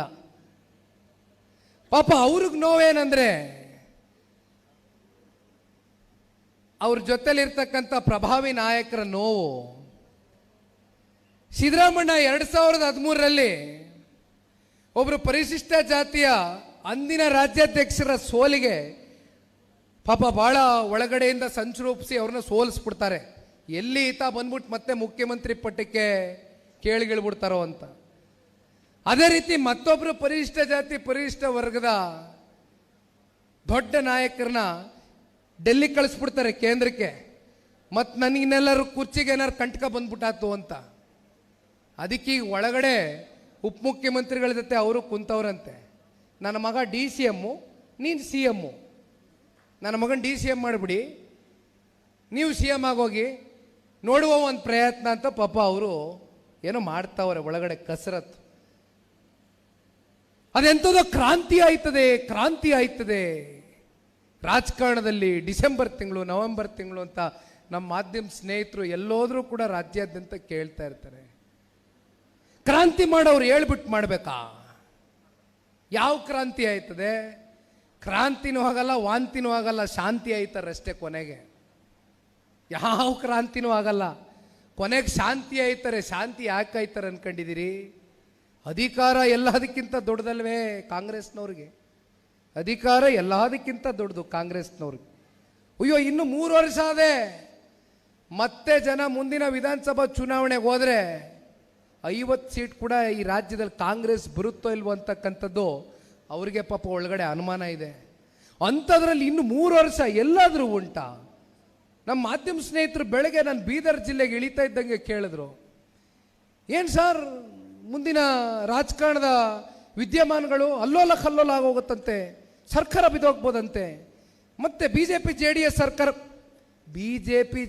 ಸರ್ಕಾರ 7 ಕನ್ನಡಿಗರ ಆಶೀರ್ವಾದದಿಂದ ಈ ಸರ್ಕಾರವನ್ನು ರಚನೆ ಮಾಡ್ತೀವಿ. ಬಿಟ್ರೆ ಈ ತರ ನಮಗೆ ವಾಮ ಮಾರ್ಗದಿಂದ ಸರ್ಕಾರ ರಚನೆ ಮಾಡ್ತಕ್ಕಂಥ ಅನಿವಾರ್ಯತೆ ನಮ್ಮ ಪಕ್ಷಕ್ಕೆ ಬಂದಿಲ್ಲ. ಇನ್ನೂ 3 ವರ್ಷ ಆದೆ. ಇನ್ನು ಯಾವ್ಯಾವ ಇಲಾಖೆನಲ್ಲಿ ಯಾವ್ಯಾವ ರೀತಿ ಲೂಟಿ ಮಾಡ್ತಿರೋ ಮಾಡಿ. ಆದರೆ ಒಂದನ್ನ ಹೇಳ್ತೇನೆ, ಎಲ್ಲದಕ್ಕೂ ಅಂತ್ಯ ಅಂತ ಇರುತ್ತೆ. ಅಂತ್ಯಶ್ರೀ ಆಡಿಸ್ತಕ್ಕಂಥವ್ರು ನಮ್ಮ ನಾಡಿನ 7.5 ಕೋಟಿ ಕನ್ನಡಿಗರು ಮುಂದಿನ ದಿನಗಳಲ್ಲಿ ಜ್ಞಾಪಕ ಇರಲಿ. ಪಾಪ ಇತ್ತೀಚೆಗೆ ಒಂದು ಸಾರ್ವಜನಿಕ ವೇದಿಕೆಯಲ್ಲಿ ಈಗ ತಾನೇ ನಾನು ನೋಡ್ತಾ ಇದ್ದೆ, ಮಾಧ್ಯಮದಲ್ಲಿ ಒಂದು ಪ್ರಕಟಣೆ ಬಿಡುಗಡೆ ಆಯಿತು. ಒಬ್ಬ ಪೊಲೀಸ್ ಅಧಿಕಾರಿ 31 ವರ್ಷಗಳ ಕಾಲ ಪ್ರಾಮಾಣಿಕವಾಗಿ ಧಾರವಾಡ ಜಿಲ್ಲೆಯಲ್ಲಿ ಸೇವೆಯನ್ನು ಸಲ್ಲಿಸಿರ್ತಕ್ಕಂಥ ಪೊಲೀಸ್ ಅಧಿಕಾರಿಗೆ ಈ ರಾಜ್ಯದ ನಮ್ಮ ಸಿದ್ದರಾಮಣ್ಣ ಅವರು ಗೌರವಾನ್ವಿತ ಮುಖ್ಯಮಂತ್ರಿಗಳು ಕಪಾಳ ಮೋಕ್ಷ ಮಾಡಕ್ಕೆ ಹೋಗ್ತಾರೆ. ಕಪಾಳ ಕೊಡಿತೀನಿ ಅಂತಾರೆ ಕರೆದು ಆತನ್ನ ಸ್ಟೇಜ್ ಮೇಲೆ. ಪಾಪ ಇವತ್ತು ಅವ್ರ ಮನನೊಂದು ಬಹಳ ಜನ ಅಲ್ಲಿ ಒಂದು ಪತ್ರ ಬರೆದಿದ್ದಾರೆ. ಅವಾಗಿಂದ ನಾನು ಫೋನ್ ಇಟ್ಕೊಂಡು ಅದನ್ನೇ ಓದ್ತಾ ಇದ್ದೆ, ಏನಿದೆ ಪತ್ರದಲ್ಲಿ ಅಂತ. ಜನ ಬಂದು ಆ ಪೊಲೀಸ್ ಅಧಿಕಾರಿಗೆ ಹೇಳ್ತಾರಂತೆ, ಸಾರ್ ಸರ್ಕಾರದಲ್ಲಿರ್ತಕ್ಕಂಥ ಅಧಿಕಾರಿಗಳು, ಪೊಲೀಸ್ ಅಧಿಕಾರಿಗಳು, ನಿಮ್ಗಳ ಪರಿಸ್ಥಿತಿನೇ ಈ ರೀತಿ ಆಗೋದ್ರೆ ನಮ್ಮನ್ನ ಕಾಪಾಡ್ತಕ್ಕಂಥ, ನಮಗೆ ರಕ್ಷಣೆ ಕೊಡ್ತಕ್ಕಂಥ ಪೊಲೀಸರ ಪರಿಸ್ಥಿತಿ ಇವತ್ತು ಕರ್ನಾಟಕ ರಾಜ್ಯದಲ್ಲಿ ಚಿಂತಾಜನಕವಾಗಿದೆ. ಏನ್ ಸಾರ್ ಇದೆಲ್ಲ ಅಂದಾಗ ಆ ಯಪ್ಪ ಬೇಸರದಿಂದ ಪಾಪ ಆ ಪೊಲೀಸ್ ಅಧಿಕಾರಿ 31 ವರ್ಷ ಸರ್ವಿಸ್ ಮಾಡಿರ್ತಕ್ಕಂಥ ಅಧಿಕಾರಿ ಸ್ವಯಂ ನಿವೃತ್ತಿಯನ್ನ ಘೋಷಣೆ ಮಾಡಿದ್ದಾರೆ. ನಾಚಿಕೆ ಆಗಬೇಕು ಈ ಕಾಂಗ್ರೆಸ್ನ ಆಡಳಿತಕ್ಕೆ, ಮುಖ್ಯಮಂತ್ರಿಗಳಿಗೆ. ಇತ್ತೀಚೆಗೆ IPL ಟೀಮು RCB ಫೈನಲ್ ಗೆದ್ರು. RCB ಫೈನಲ್ ಗೆದ್ದ ಮೇಲೆ ಸ್ವಾಭಾವಿಕವಾಗಿ ರಾಜ್ಯದ ಜನತೆ ಎಲ್ಲೋದ್ರೂ ಕೂಡ ವಿಜಯೋತ್ಸವವನ್ನು ಆಚರಣೆ ಮಾಡಿದ್ರು. ಬೆಳಗ್ಗೆ 5 ಗಂಟೆವರೆಗೂ ಕೂಡ ಬೀದಿನಲ್ಲಿ ಬೆಂಗಳೂರು ನಗರದಲ್ಲಿ, ನಮ್ಮ ರಾಜ್ಯದಲ್ಲಿ ಎಲ್ಲೆಡೆ RCB ಬಹಳ ವರ್ಷಗಳಿಂದ ಗೆಲ್ಲಬೇಕಾಗಿತ್ತು ಅಂತಕ್ಕಂಥದ್ದಿತ್ತು. ಇತ್ತೀಚೆಗೆ ಗೆದ್ರು ಬಿಡಿ. ಮಾರನೇ ದಿನವೇ ಒಂದು ಕಡೆ ವಿಧಾನಸೌಧದ ಕಡೆ, ಇನ್ನೊಂದು ಕಡೆ KCA ಸ್ಟೇಡಿಯಂ, 2 ಕಡೆ ಕಾರ್ಯಕ್ರಮ ಅಂತೆ, ವಿಜಯೋತ್ಸವದ ಕಾರ್ಯಕ್ರಮ. ಎಷ್ಟು ಜನ ಅಮಾಯಕ ಯುವಕ ಮುಗ್ಧರು ತನ್ನ ಪ್ರಾಣವನ್ನು ಕಳ್ಕೊಂಡ್ರ ಅವತ್ತು. ಬೆಳಿಗ್ಗೆ 5 ಗಂಟೆವರೆಗೂ ಏನು ಪೊಲೀಸರು ಮನುಷ್ಯರ ಏನು ಅನ್ಕೊಂಡಿದ್ದೀರಿ ಪಾಪ ಅವ್ರನ್ನ? ಬೆಳಿಗ್ಗೆ 5 ಗಂಟೆವರೆಗೂ ಆ ಕ್ರೌಡ್ನ ನಿಯಂತ್ರಣ ಮಾಡಲಿಕ್ಕೆ ಪೊಲೀಸರು ನಿದ್ದೆ ಹೋಗದಿರ ಕಷ್ಟ ಬಿದ್ದಿದ್ದಾರೆ. ನೀವು ತರಾತುರಿನಲ್ಲಿ ಬೆಳಗ್ಗೆ ಏನು RCB ಕಪ್ ಹೊಡೆದ್ರೆ ಏನು ಉಪಮುಖ್ಯಮಂತ್ರಿಗಳ ಕ್ಯಾಪ್ಟನ್ RCBಗೆ? ಮುಖ್ಯಮಂತ್ರಿಗಳೇನು ಮ್ಯಾನೇಜರ್ RCBಗೆ? ಕೋಚಾ? ಏನು ಇವರೇ ಪಾಪ ಆಡ್ಕೊಂಡು ಕಪ್ ಆಡ್ಕೊಂಬಂದು ಗೆದ್ದುಬಿಟ್ರು. ವಿಧಾನಸೌಧದ ಮುಂದ್ಗಡೆ ವಿಜಯೋತ್ಸವ ಆಚರಣೆ ಅಂತೆ. ಓಹೋ, ಏನಪ್ಪ ಮಂತ್ರಿಗಳ ಮಕ್ಕಳು ಮೆರೆದಿದ್ದು ಕಂಡ್ರಪ್ಪ. ಸ್ಟೇಜ್ ಮೇಲೆ ಕೂತ್ಕೊಂಡು ಸೆಲ್ಫಿಗಳು, ಅಬ್ಬಾ. ಅದೇ ಪಾಪ ಅಮಾಯಕ ಯುವ ಸಮುದಾಯದ ನನ್ನ ಅಣ್ಣ ತಮ್ಮಂದ್ರು ಅಕ್ಕ ತಂಗಿಯರು, 13 ವರ್ಷದ ಪುಟ್ಟ ಬಾಲಕಿ, 13 ವರ್ಷದ ಪುಟ್ಟ ಬಾಲಕಿ 8ನೇ ಕ್ಲಾಸ್ ಓದ್ತಾ ಇದ್ದಂಥ ಹುಡುಗಿ ತೀರ್ಕತು. 13ರಿಂದ 33 ವರ್ಷದ ಯುವ ಸಮುದಾಯದ ಅಣ್ಣ ತಮ್ಮಂದ್ರು ಅಕ್ಕ ತಂಗಿಯರು ಅವತ್ತು ಪ್ರಾಣವನ್ನು ಕಳ್ಕೊಂಡಿರ್ತಕ್ಕಂಥ ಪರಿಸ್ಥಿತಿ ನಿರ್ಮಾಣ ಮಾಡಿದ್ರಿ. ಇಷ್ಟೆಲ್ಲ ಆಯ್ತಾ? ನಾನು ಯಾಕೆ ಇದನ್ನು ಹೇಳ್ತಾ ಇದ್ದೀನಿ ಅಂದರೆ, ಧಾರವಾಡದ ಪಾಪ ಇವತ್ತು ಈ ಪೊಲೀಸರ ಸ್ವಯಂ ನಿವೃತ್ತಿಯ ಘೋಷಣೆಯ ಕತೆ ಹಿಂದೆ ಮತ್ತೊಂದು ಕತೆ. RCB ಇಷ್ಟೆಲ್ಲ ಆದಾಗ ಒಂದೇ ಮಾತೇನು ಹೇಳಿದ್ರು ಮುಖ್ಯಮಂತ್ರಿಗಳು, ನನಗೂ KSCAನಲ್ಲೂ ನಡೀತಕ್ಕಂಥ ಕಾರ್ಯಕ್ರಮದ ಬಗ್ಗೆ ನನಗೇನು ಮಾಹಿತಿ ಇಲ್ಲ, ನನಗೂ ಅದಕ್ಕೂ ಸಂಬಂಧ ಇಲ್ಲ. ಏನು KSCA ಏನು ಪಕ್ಕದ ರಾಜ್ಯದಲ್ಲ ಐತಾ? KSCA ಸ್ಟೇಡಿಯಂ ಪಕ್ಕದ ರಾಜ್ಯದಲ್ಲ ಇದೆಯಾ? 1.5 ಕಿಲೋಮೀಟರ್ 1 ಕಿಲೋಮೀಟರ್ ವ್ಯಾಪ್ತಿ ವಿಧಾನಸೌಧದಿಂದ KSCA. ಅವ್ರ ಮೇಲೆ ಗೂಬೆ ಕೂರಿಸಿದ್ರು. ಮಾಡೋದಿನ ಏನು ಮಾಡ್ತಾರೆ, ಬೆಂಗಳೂರು ನಗರದ ಪೊಲೀಸ್ ಕಮಿಷನರ್ನ ದಯಾನಂದ್ ಅವರು, ನಮ್ಮ ತಂದೆಯವರು ಮುಖ್ಯಮಂತ್ರಿಗಳಾಗಿದ್ದಾಗ ಅವ್ರು ಇಂಟೆಲಿಜೆನ್ಸಲ್ಲಿ ಕೆಲಸ ಮಾಡ್ತಾ ಇದ್ರು. ನಾನು ಅವ್ರನ್ನ ಭಾಳ ಹತ್ತಿರದಿಂದ ನೋಡಿದ್ದೀನಿ. ಭಾಳ ಪ್ರಾಮಾಣಿಕ ವ್ಯಕ್ತಿ. ಅವರು ಹೋಗಿ ಹಿಂದಿನ ದಿನ ಸಿದ್ದರಾಮಣ್ಣನ ಹತ್ರ ಕೂತ್ಕೊಂಡು ಅಥವಾ ಉಪಮುಖ್ಯಮಂತ್ರಿಗಳ ಹತ್ರ ಕೂತ್ಕೊಂಡು ವರದಿ ಒಪ್ಪಿಸ್ತಾರೆ. ಸರ್, 5 ಗಂಟೆವರೆಗೂ ವಿಜಯೋತ್ಸವ ಆಚರಣೆ ಮಾಡ್ತಾರೆ ಜನ, ಪೊಲೀಸರು ಇವತ್ತು ಇವೆಲ್ಲವನ್ನ ಏನೂ ಆಗದೆ ಇರ್ತಕ್ಕಂಥ ನಿಟ್ಟಿನಲ್ಲಿ ಕಾಪಾಡ್ಕೊಳ್ಬೇಕಾಗ್ತದೆ, ಯಾವುದೇ ದುರ್ಘಟನೆ ಆಗಬಾರ್ದು ಅಂತ. ದಯವಿಟ್ಟು ಒಂದು 4-5 ದಿನ ಬಿಟ್ಟು ವಿಜಯೋತ್ಸವವನ್ನು ನೀವು ಯಾವ ರೀತಿ ಹೇಳ್ತೀರೋ ಆ ರೀತಿ ಆಚರಣೆ ಮಾಡೋಣ ಅಂತ ಹೇಳ್ತಾರೆ. ಇಲ್ಲ ನಾಳೆನೇ ಆಗಬೇಕು. ಏನು ನಮ್ಮ ಉಪಮುಖ್ಯಮಂತ್ರಿ ರೀಲ್ಸ್ ಮಿನಿಸ್ಟರ್, ರೀಲ್ಸ್ ಅಂದರೆ ಗೊತ್ತಲ್ಲ, ಇತ್ತೀಚೆಗೆ ಓಡ್ತದಲ್ಲ ಟ್ರೆಂಡು, ರೀಲ್ಸ್ ಮಿನಿಸ್ಟರ್ ಉಪಮುಖ್ಯಮಂತ್ರಿಗಳು ಕೈಯಲ್ಲಿ ಒಂದು ಫ್ಲ್ಯಾಗ್ ಹಿಡ್ಕೊಂಡು RCB ಫ್ಲ್ಯಾಗು ಇನೋವಾ ಗಾಡಿಯಲ್ಲಿ ಕುಂತ್ಕೊಂಡು ಒಡಿ ಒಳ್ಳೆ ವಿಡಿಯೋ ಕಟ್ ಮಾಡಿ ಎಲ್ಲ ಕಡೆ ಓಡಲಿ, ರಾಜ್ಯದಲ್ಲಿ ನಾನೇ ಕ್ಯಾಪ್ಟನ್ನು, ನಾನೇ RCB ಕಪ್ ಹೊಡ್ಕೊಂಬಂದಿದ್ದು ಅಂತ RCB ಕಪ್ನ ಕೈಯಲ್ಲಿ ಹಿಡ್ಕೊಂಡು ಮುತ್ತು ಕೊಟ್ಟಿದ್ದು. ಅಲ್ಲಿ ಈತ ಮುತ್ತು ಕೊಟ್ಕೊಂಡು ಶೋ ಕೊಟ್ಕೊಂಡು ನಿಂತಿದ್ದಾರೆ. ಇನ್ನೊಂದು ಕಡೆ ಪೊಲೀಸರು ರಿಪೋರ್ಟ್ ಮಾಡ್ತಾರೆ, ಸಂಜೆ ಮಧ್ಯಾಹ್ನ 3 ಗಂಟೆನಲ್ಲಿ ಮೊದಲನೇ ಸಾವಿನ ಪ್ರಕರಣ ಬಂದಿದೆ, ಮೊದಲನೇ ಸಾವಿನ ದುರ್ಘಟನೆ ನಡೆದಿದೆ. ಆದರೂ ಸಂಜೆ 5-5:15 ಗಂಟೆವರೆಗೂ ಆ ಕಪ್ಪನ್ನು ಇಟ್ಕೊಂಡು ಮುತ್ತು ಕೊಟ್ಕೊಂಡು ಫೋಟೋ ಶೂಟ್ ಮಾಡ್ಕೊಂಡು ಕೂತಿದ್ರು. ಪುಣ್ಯಾತ್ಮರು ಕಂಡ್ರಿ ಇವರೆಲ್ಲ. ಇಂಥವ್ರನ್ನೆಲ್ಲ ಇವತ್ತು ಈ ರಾಜ್ಯದ ಉಪಮುಖ್ಯಮಂತ್ರಿಗಳ ಸ್ಥಾನದಲ್ಲಿ, ಅಯ್ಯೋ ಆ ಭಗವಂತನೇ ಕಾಪಾಡಬೇಕ್ರಿ. ಮನುಷ್ಯರ ಇವರೆಲ್ಲ. ವಿಚಾರ ತಿಳಿಸಿದ ಮೇಲೂ ಕೂಡ ಮತ್ತೆ ಅವರು ಫೋಟೋ ಶೂಟ್ ಮಾಡ್ಕೊಂಡು ಮುಂದುವರಿಸ್ತಾರೆ ಅಂದರೆ ಎಷ್ಟರ ಮಟ್ಟಕ್ಕೆ ಈ ರಾಜ್ಯದ ಜನತೆ ಬಗ್ಗೆ ಅವರು ಕಾಳಜಿ ಇಟ್ಕೊಂಡಿದ್ದಾರೆ. ಇವರು ಈ ರಾಜ್ಯ ಕಾಪಾಡ್ತಾರ?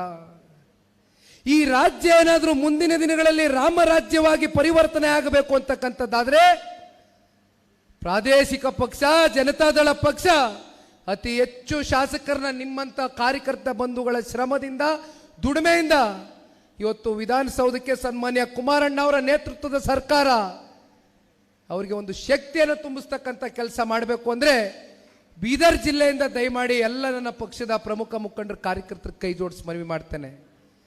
ಹಿಂದೆ ಒಂದು ಕಾಲ ಇತ್ತು, ನಿಮಗೆ ಗೊತ್ತಿದೆ, ನನಗೇನು ಚೆನ್ನಾಗಿ ಇತಿಹಾಸವನ್ನು ಅರ್ದಿದ್ದೀರಿ, ತಿಳ್ಕೊಂಡಿದ್ದೀರಿ. 3 ರಿಂದ 4 ವಿಧಾನಸಭಾ ಕ್ಷೇತ್ರಗಳಲ್ಲಿ ಬೀದರ್ ಜಿಲ್ಲೆನಲ್ಲಿ ಶಾಸಕರನ್ನ ಹೊಂದಿರತಕ್ಕಂಥ ಜನತಾದಳ ಪಕ್ಷ. ಜನತಾದಳ ಪಕ್ಷ ಅಧಿಕಾರದಲ್ಲಿ ಇದ್ದಂತ ಕಾಲಾವಧಿ ಬಹಳ ಕಮ್ಮಿ.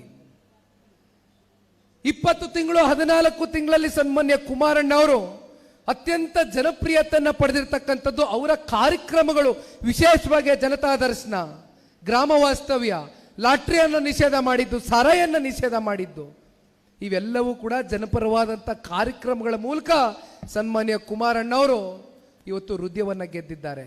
ಆದರೆ ಪ್ರತಿ ಸಂದರ್ಭದಲ್ಲೂ ನಾವೆಲ್ಲ ಒಂದು ಪ್ರಶ್ನೆ ಮಾಡ್ಕೊಳ್ತೇವೆ. ಕುಮಾರಣ್ಣ ಅವರು ಪಂಚರತ್ನ ಕಾರ್ಯಕ್ರಮಕ್ಕೆ ಬಂದರು.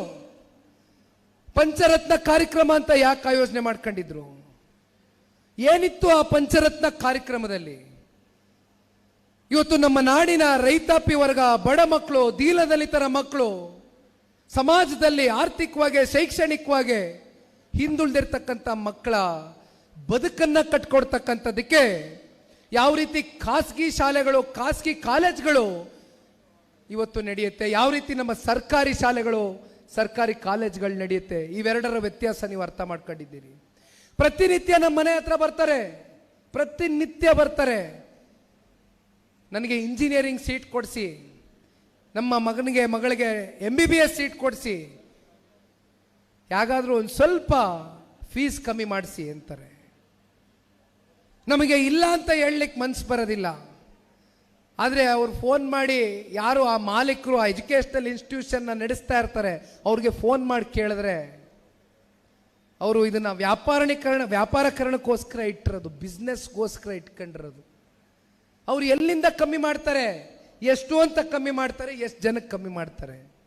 ಅದಕ್ಕೆ ಸನ್ಮಾನ್ಯ ಕುಮಾರಣ್ಣ ಅವರು ಯಾವ ರೀತಿ ಖಾಸಗಿ ಶಾಲೆಗಳು, ಖಾಸಗಿ ಕಾಲೇಜ್ಗಳು ಇವತ್ತು ಈ ರಾಜ್ಯದಲ್ಲಿ ನಡೀತಾ ಇದೆ, ಗುಣಮಟ್ಟವಾದಂಥ ವಿದ್ಯಾಭ್ಯಾಸವನ್ನು ನಮ್ಮ ನಾಡಿನ ಮಕ್ಕಳಿಗೆ ಕೊಡಬೇಕು ಅಂತಕ್ಕಂಥದ್ದ ಪರಿಕಲ್ಪನೆಯನ್ನು ಹೊತ್ತು ಏನು 5 ಪಂಚರತ್ನ ಕಾರ್ಯಕ್ರಮದಲ್ಲಿ ಒಂದು ಕಾರ್ಯಕ್ರಮ ರೂಪಿಸಿದ್ರು. ಈಗ ನಾನು ಸೂರ್ಯಕಾಂತ್ ಅಣ್ಣ ಅವರು ನನಗೆ ಅವರ ಆಸ್ಪತ್ರೆಗೆ ಕರ್ಕೊಂಡು ಹೋಗಿದ್ರು. ಅಲ್ಲಿ ಇರ್ತಕ್ಕಂಥ ಪೇಷಂಟ್ಗಳಿಗೆ ಹಣ್ಣು ಹಂಪಲನ್ನು ಕೊಡಿಸಿದ್ರು. ಸೂರ್ಯಕಾಂತ್ರವರು ಮಾತಾಡಬೇಕಾದ್ರೆ ಹೇಳ್ತಾ ಇದ್ರು, ಇದು ನಮ್ಮ ತಂದೆಯವ್ರ ಕಾಲದಿಂದ ನಿರಂತರವಾಗಿ ನಾವು ಇದನ್ನು ಪಾಲನೆ ಮಾಡ್ಕೊಂಡು ಬಂದಿದ್ದೇವೆ. ತುಂಬ ಜನ ಕೋವಿಡ್ನಲ್ಲಿ ಬ್ಲ್ಯಾಕ್ ಫಂಗಸ್ ಅಂತ ಏನು ಆ ಕೋವಿಡ್ ಆದಂಥವ್ರಿಗೆ ಬಂತು, ಅಂಥವರಿಗೂ ಕೂಡ ನಾವು ಟ್ರೀಟ್ಮೆಂಟನ್ನು ಕೊಡ್ತಕ್ಕಂಥ ಕೆಲಸ ಮಾಡಿದ್ದೇವೆ. CT ಸ್ಕ್ಯಾನ್ ಮಿಷಿನ್ಗಳಿರ್ಬೋದು, MRI ಸ್ಕ್ಯಾನ್ ಮಿಷಿನ್ಗಳಿರ್ಬೋದು, ಇವೆಲ್ಲವನ್ನು ನಮ್ಮ ಆಸ್ಪತ್ರೆಯಲ್ಲಿ ಇಟ್ಟಿದ್ದೇವೆ. ಭಾಳ ಕಮ್ಮಿ ಖರ್ಚು ವೆಚ್ಚದಲ್ಲಿ ಇದನ್ನು ನಾವು ಜನರಿಗೆ ಸೇವೆ ಮಾಡ್ತಾ ಇದ್ದೀವಿ ಅಂತ ಹೇಳಿದ್ರು. ಸೂರ್ಯಣ್ಣ, ನೀನು ಇಷ್ಟೆಲ್ಲ ನಿಮ್ಮ ತಂದೆಯವರು ನೀವು ಎಲ್ಲ ಸಮಾಜಕ್ಕೆ ಇಷ್ಟು ಮಾಡ್ತಾ ಇದ್ದೀರಿ ತಾಲೂಕಿನಲ್ಲಿ, ಜನ ಯಾವಾಗಲೂ ಒಂದು ಅಪೇಕ್ಷೆ ಮಾಡ್ತಾರೆ ಸೂರ್ಯಣ್ಣ, ನಾನು ಗಮನಿಸ್ದಂಗೆ ನಾವೇನು ಮಾಡ್ತಾ ಇದ್ದೇವೆ ಸಮಾಜಕ್ಕೆ ಅನ್ನೋದು ಒಂದು ಭಾಗ. ಜನ ನಮ್ಮನ್ನ ಹತ್ತಿರದಿಂದ ಕಾಣಬೇಕು, ಅವ್ರ ಕಷ್ಟದಲ್ಲಿ ನಾವು ಬಂದು ಅದನ್ನ ನೋಡಿ ಅವರಿಗೆ ಒಂದು ಧೈರ್ಯವನ್ನು ಹೇಳಿ, ಸಾಂತ್ವನವನ್ನು ಹೇಳಿ, ಬೆನ್ನನ್ನು ತಟ್ಟಿ ನಿಮ್ಮ ಜೊತೆಯಲ್ಲಿ ನಾವು ಇರ್ತೇವೆ ಅಂತಕ್ಕಂಥ ಆತ್ಮವಿಶ್ವಾಸವನ್ನು ಮೂಡಿಸ್ತಕ್ಕಂಥ ನಾಯಕರನ್ನ ಜನ ಅಪೇಕ್ಷೆ ಪಡ್ತಾರೆ ಸೂರ್ಯಣ್ಣ. ನೀವು ಸಮಾಜವನ್ನು ಕಟ್ತಕ್ಕಂಥ ಕೆಲಸ ಎಲ್ಲ ರೀತಿಲೂ ಮಾಡ್ತಾ ಇದ್ದೀರಿ, ಅದರಲ್ಲಿ ಯಾವುದೇ ಅನುಮಾನ ಇಲ್ಲ. ನಿಮ್ಮ ಮಿತಿ ಮೀರ್ ಮಾಡ್ತಾ ಇದ್ದೀರಿ. ಉಮಾಕಾಂತ್ ಅಣ್ಣ ಅವರು ಪಾಪ ವೇದಿಕೆ ಮೇಲೆ ಇಲ್ಲ, ಅವರು ಹಿಂದುಳಿದಿದ್ದಾರಲ್ಲಿ. ನಿಮ್ಮ ಇಡೀ ಕುಟುಂಬ ಮಾಡ್ತಾ ಇದ್ದೆ ನಿಮ್ಮ ತಂದೆಯವ್ರ ಕಾಲದಿಂದ. ಆದರೆ ಜನ ಅಪೇಕ್ಷೆ ಪಡ್ತಕ್ಕಂಥದ್ದು, ಯಾರು ಅಭ್ಯರ್ಥಿಗಳಾಗ್ತಾರೆ, ಯಾರು ಕ್ಯಾಂಡಿಡೇಟ್ ಅಂತಿರ್ತಾರೆ, ಅವ್ರಿಗೆ ನೀವು ಆದಷ್ಟು ನೀವು ಅವರ ಜೊತೆನಲ್ಲಿ ನಿರಂತರವಾಗಿ ಅವ್ರ ಸಂಪರ್ಕಕ್ಕೆ ಹೋಗ್ಬೇಕು. ನಿರಂತರವಾಗಿ ಹಳ್ಳಿಗಳಲ್ಲಿ ಪ್ರವಾಸ ಮಾಡಿ. ಇವತ್ತು ಹೇಳಿದ್ದೀನಿ, 100ಕ್ಕೆ 100 ಬರೆದಿಟ್ಕೊಳ್ಳಿ. 3 ವರ್ಷ 1000 ದಿನ ದಯವಿಟ್ಟು ನಾನು ಈ ವೇದಿಕೆ ಮೇಲೆ ಹೇಳ್ತಾ ಇದ್ದೀನಿ, ಸುರೇಶ್ ಅಣ್ಣ ಅವರು ನಿಮ್ಮ ಆತ್ಮೀಯರು, ಸ್ನೇಹಿತರು ಬಂದಿದ್ದಾರೆ, ನಿಮಗೋಸ್ಕರ ನೀವು ಪ್ರೀತಿಯಿಂದ ಕರೆದಿದ್ದೀರಿ, ಬಂದಿದ್ದಾರೆ. ನಾವು ಬೀದರ್ ಜಿಲ್ಲೆನಲ್ಲಿ ಯಾವ ರೀತಿ 3 ರಿಂದ 4 ಶಾಸಕರನ್ನ ನೋಡ್ತಾ ಇದ್ವಿ ಹಿಂದೆ, ಮತ್ತೆ ಸೂರ್ಯಣ್ಣನವ್ರನ್ನ ನೀವು ಶಾಸಕರಾಗಿ ಕಾಣಬೇಕು ಅಂತಕ್ಕಂಥದ್ದು ನಿಮ್ಮ ಮನಸ್ಸಲ್ಲಿ ಇಲ್ವಣ್ಣ? ಇದೆಯೋ ಇಲ್ವೋ? ಇದೆ ಅಲ್ವಾ? ಅವ್ರ ತಂದೆಯವ್ರ ಕಾಲದಿಂದ ಅವ್ರ ಕಾಲದವರೆಗೂ ಇವತ್ತು ಸಮಾಜವನ್ನು ಕಟ್ತಕ್ಕಂಥ ಕೆಲಸ ಮಾಡ್ತಾ ಇದ್ದಾರೆ.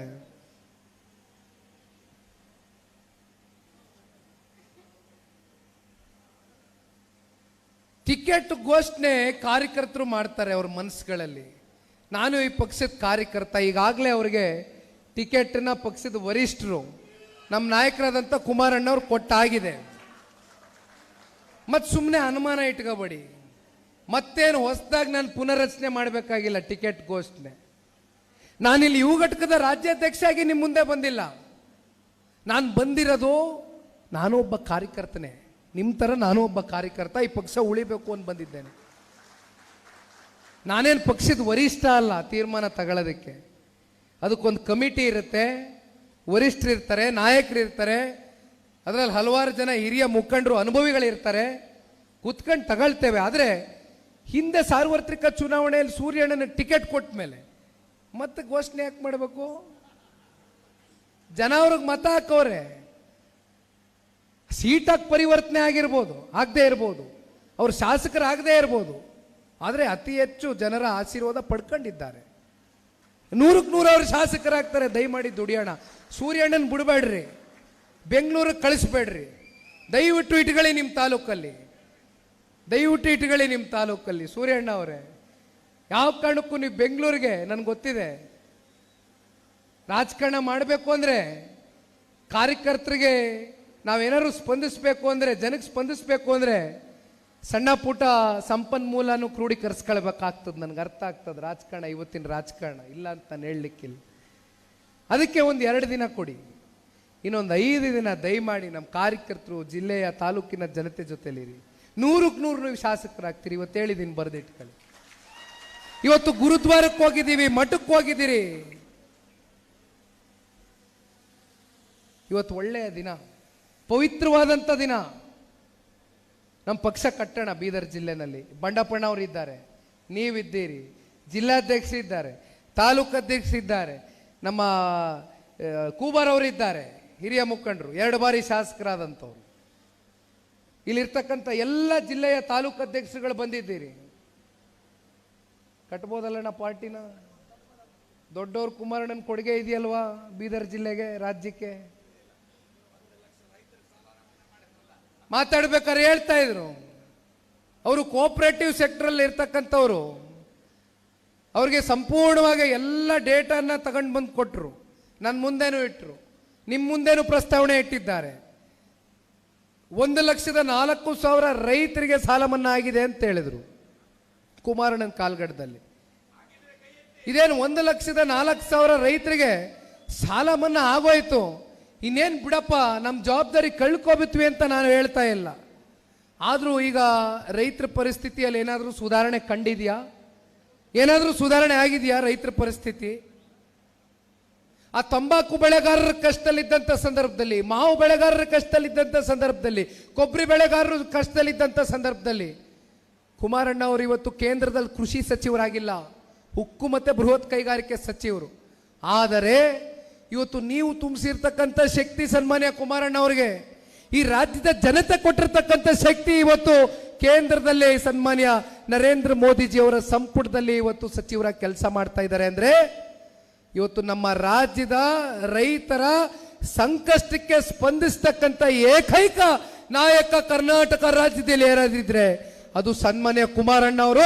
ನಮ್ಮ ತಂಬಾಕು ಬೆಳೆಗಾರ ಇರ್ಬೋದು, ನಮ್ಮ ಮಾವು ಬೆಳೆಗಾರ ಇರ್ಬೋದು, ನಮ್ಮ ಕೊಬ್ಬರಿ ಬೆಳೆದಿರತಕ್ಕಂಥ ಎಲ್ಲ ನಮ್ಮ ರೈತಾಪಿ ವರ್ಗದ ಜನತೆ ನೋವಿನಲ್ಲಿ, ದುಃಖದಲ್ಲಿ, ಸಂಕಷ್ಟದಲ್ಲಿದ್ದಂಥ ಸಂದರ್ಭದಲ್ಲಿ ಕೇಂದ್ರದ ಕೃಷಿ ಸಚಿವರು ಶಿವರಾಜ್ ಸಿಂಗ್ ಚೌಹಾಣ್ ಜಿರವರಿಗೆ ಪತ್ರವನ್ನು ಬರೆದು ಅವರಿಗೆ ದೂರವಾಣಿ ಮೂಲಕ ಮಾತನಾಡಿ ಇವತ್ತು ಅವ್ರಿಗೂ ಒಂದು ಬೆಂಬಲ ಬೆಲೆಯನ್ನು ಕೊಡಿಸಿರ್ತಕ್ಕಂಥವರು ಇದೇ ಸನ್ಮಾನ್ಯ ಕುಮಾರಣ್ಣ ಅವರು. ಬೆಳೆಸಿದ್ದೀರಿ, ಹರಿಸಿದ್ದೀರಿ, ಇಲ್ಲಿವರೆಗೂ ಬಂದಿದ್ದೇವಣ್ಣ. ಸಮಯ 3 ಗಂಟೆ 10 ನಿಮಿಷ ಆಗೋಗದೆ. ದಯಮಾಡಿ ಯಾರು ಅನ್ಯತಾ ಭಾವಿಸಬಾರ್ದು. ಬಂಡಪ್ಪಣ್ಣ ಅವರು ಕಶಂಪುರ್ನಲ್ಲಿ ಭೋಜನದ ವ್ಯವಸ್ಥೆ ಮಾಡಿದ್ದಾರೆ. ಅಲ್ಲಿಂದ ಅಣ್ಣ ಅವರ ಜೊತೆಯಲ್ಲಿ, ಅಣ್ಣ ಅವರ ತಾಲೂಕಿನಲ್ಲಿ ಅವರ ಸಭೆ, ಅವರ ಒಂದು ಕಾರ್ಯಕರ್ತ ಬಂಧುಗಳು, ನಮ್ಮ ಕಾರ್ಯಕರ್ತ ಬಂಧುಗಳನ್ನ ಭೇಟಿ ಮಾಡಲಿಕ್ಕೆ ಹೋಗ್ತಾ ಇದ್ದೇವೆ. ಯಾರು ಅನ್ಯತಾ ಭಾವಿಸಬಾರ್ದು. ಇನ್ನೊಂದು ಮಾತನ್ನು ನಾನು ಹೇಳ್ತೇನೆ, ನಿಖಿಲ್ ಕುಮಾರಸ್ವಾಮಿಯ ಈ ರಾಜ್ಯ ಪ್ರವಾಸ ಇಲ್ಲಿಗೆ ಮುಕ್ತಾಯ ಆಗಲ್ಲ. ಏನು ಮೊದಲನೇ ಹಂತದಲ್ಲಿ ಬಹುತೇಕ ಜಿಲ್ಲೆಗಳು, ಹಲವಾರು ತಾಲೂಕುಗಳಿಗೆ ಪ್ರವಾಸವನ್ನು ನಿಗದಿ ಮಾಡಿದ್ದೇನೆ. ಇನ್ನೂ ಹಲವಾರು ಕ್ಲೋಸ್ ಡೋರ್ ಸಭೆಗಳನ್ನ ಮಾಡಬೇಕು. ಸುಮ್ಮನೆ ಬಂದ್ವಿ, ವೇದಿಕೆ ಮೇಲೆ ನಿಂತ್ಕೊಂಡ್ವಿ, ಮಾತನಾಡಿದ್ವಿ, ಹೊರಟ್ವಿ, ಅದಾದ ಮೇಲೆ ಏನು? ಅದಾದ ಮೇಲೆ ಏನು ತಾಲೂಕುಗಳಲ್ಲಿ ಅದಾದ ಮೇಲೆ ನಿಮ್ಮಲ್ಲಿ ಆ ಸವಾಲನ್ನು ನೀವು ಯಾವ ರೀತಿ ಸ್ವೀಕಾರ ಮಾಡಿದ್ದೀರಿ, ನೀವು ಯಾವ ರೀತಿ ಕಾರ್ಯೋನ್ಮುಖರ ಕೆಲಸ ಮಾಡ್ತಾ ಇದ್ದೀರಿ, ಇವೆಲ್ಲದನ್ನು ಆಲಿಸ್ಬೇಕಾಗ್ತದೆ. ಆಮೇಲೆ ಪಕ್ಷ ಕಟ್ಟಿರ್ತಕ್ಕಂಥ ತುಂಬ ಜನ ನಿಷ್ಠಾವಂತರು ಇರ್ತೀರಿ, ನಿಮ್ಮನ್ನು ಗುರುತಿಸ್ಬೇಕಾಗ್ತದೆ, ನಿಮ್ಮ ಬೆನ್ನು ತಟ್ಟಬೇಕು. ಮುಂದೊಂದು ದಿನ ನಿಮ್ಮ ಕೈನಲ್ಲಿ ಈ ರಾಜ್ಯದ ಚುಕ್ಕಾಣಿಯನ್ನು ಕೊಟ್ಟು ನಿಮ್ಮ ಮೂಲಕ ಅಧಿಕಾರವನ್ನು ಇವತ್ತು ಜನತಾದಳ ಪಕ್ಷ ಈ ರಾಜ್ಯದ 7.5 ಕೋಟಿ ಕನ್ನಡಿಗರ ಆಶೀರ್ವಾದವನ್ನು ಪಡೆದುಕೊಂಡು ಸ್ಥಾಪನೆ ಮಾಡ್ತಕ್ಕಂಥದ್ದು ಅಷ್ಟೇ ಅಲ್ಲ, ಜನತಾದಳ ಪಕ್ಷವನ್ನು ಬಲಿಷ್ಠವಾಗಿ ಪ್ರಬಲವಾಗಿ ಸಂಘಟನಾತ್ಮಕವಾದಂಥ ಒಂದು ಹಿನ್ನೆಲೆಯಲ್ಲಿ ಕಟ್ತಕ್ಕಂಥ ಎಲ್ಲ ಸಾಮರ್ಥ್ಯ ಶಕ್ತಿಯನ್ನು ಹೊಂದಿರತಕ್ಕಂಥವ್ರು ನೀವು. ನಿಮ್ಮ ಜೊತೆ ಇನ್ನೂ ಹಲವಾರು ಸಭೆಗಳಿಗೆ ಬರ್ತೇನೆ. ಮುಂದಿನ ವಿಧಾನಸಭಾ ಚುನಾವಣೆ ಒಳಗಡೆ ಇನ್ನೂ ಹಲವಾರು ಸಭೆಗಳಿಗೆ ನಿಮ್ಮ ಜೊತೆ ಬರ್ತೇನೆ, ನಿಮ್ಮ ಜೊತೆ ಇರ್ತೇನೆ. ನಿಮ್ಮ ಕಷ್ಟ ಸುಖದಲ್ಲಿ ಒಬ್ಬ ಪಾಲ್ದಾರನಾಗಿ ನಿಮ್ಮ ಜೊತೆಯಲ್ಲಿ ಹೆಜ್ಜೆಯನ್ನು ಹಾಕಿ ಧ್ವನಿಯನ್ನು ಎತ್ತೇನೆ ಅಂತಕ್ಕಂಥದ್ದು ಈ ಸಂದರ್ಭದಲ್ಲಿ ಹೇಳ್ತಾ, ಮತ್ತೆ ತಮ್ಮೆಲ್ರಿಗೂ ಊಟದ ಸಮಯ, ಇಷ್ಟು ಬಹಳ ಅಚ್ಚುಕಟ್ಟಾಗೆ ತಾಳ್ಮೆಯಿಂದ ಪ್ರೀತಿಯಿಂದ ಸಹಕಾರವನ್ನು ಕೊಟ್ಟಿರ್ತಕ್ಕಂಥ ಎಲ್ಲ ನನ್ನ ಆತ್ಮೀಯ, ಕೊನೆಯದಾಗಿ ಯಾರು ದಯಮಾಡಿ ಎದ್ದೇಳಬಾರ್ದಣ್ಣ, ಒಂದು ಮನವಿ ಮಾಡ್ತೇನೆ. ನಿನ್ನೆ ದಿನ ಒಂದು ವಿಡಿಯೋ ಕಾನ್ಫರೆನ್ಸ್ನ ತಗೊಂಡಿದ್ದೆ. ಆ ವಿಡಿಯೋ ಕಾನ್ಫರೆನ್ಸ್ನಲ್ಲಿ ಎಲ್ಲ ನಮ್ಮ ಪಕ್ಷದ ಶಾಸಕರು, ಮಾಜಿ ಶಾಸಕರು, ವಿಧಾನ ಪರಿಷತ್ ಸದಸ್ಯರು, ಜಿಲ್ಲಾಧ್ಯಕ್ಷರುಗಳು ಭಾಗಿಯಾಗಿದ್ದರು. ಒಂದು ಮನವಿಯನ್ನು ಮಾಡಿದ್ದೇನೆ. ಈಗಾಗಲೇ ನಾವೇನು membership drive missed call campaign ಮೂಲಕ ಚಾಲನೆಯನ್ನು ಕೊಟ್ಟಿದ್ದೇವೆ. ಒಂದು ಒಳ್ಳೆಯ ನಂಬರನ್ನು ಈಗಾಗಲೇ ನಾವು ಟಚ್ ಮಾಡಿದ್ದೇವೆ. ಆದರೆ ಇಲ್ಲಿಯವರೆಗೂ ಅದನ್ನು ಸಾಧನೆ ಮಾಡ್ತಕ್ಕಂಥದಕ್ಕೆ ಸಾಮಾಜಿಕ ಜಾಲತಾಣ ಒಂದು ಕಡೆ, ಪತ್ರಿಕಾ ಮಾಧ್ಯಮ ಒಂದು ಕಡೆ, ದೃಶ್ಯ ಮಾಧ್ಯಮ ಒಂದು ಕಡೆ, ಕೆಲವೊಂದಷ್ಟು ಹೈವೇಗಳಲ್ಲಿ ತಾಲೂಕುಗಳಲ್ಲಿ ಹಾಕಿರ್ತಕ್ಕಂಥ ಹೋರ್ಡಿಂಗ್ಸ್ಗಳು, ಒಟ್ಟಾರೆಯಾಗಿ ಮಾಧ್ಯಮದ ಮೂಲಕ ಇಲ್ಲಿವರೆಗೂ ಬಹಳ ಚೆನ್ನಾಗಿ ಈ ಮೆಂಬರ್ಶಿಪ್ ಡ್ರೈವ್ ಟೇಕ್ ಆಫ್ ಆಗಿದೆ.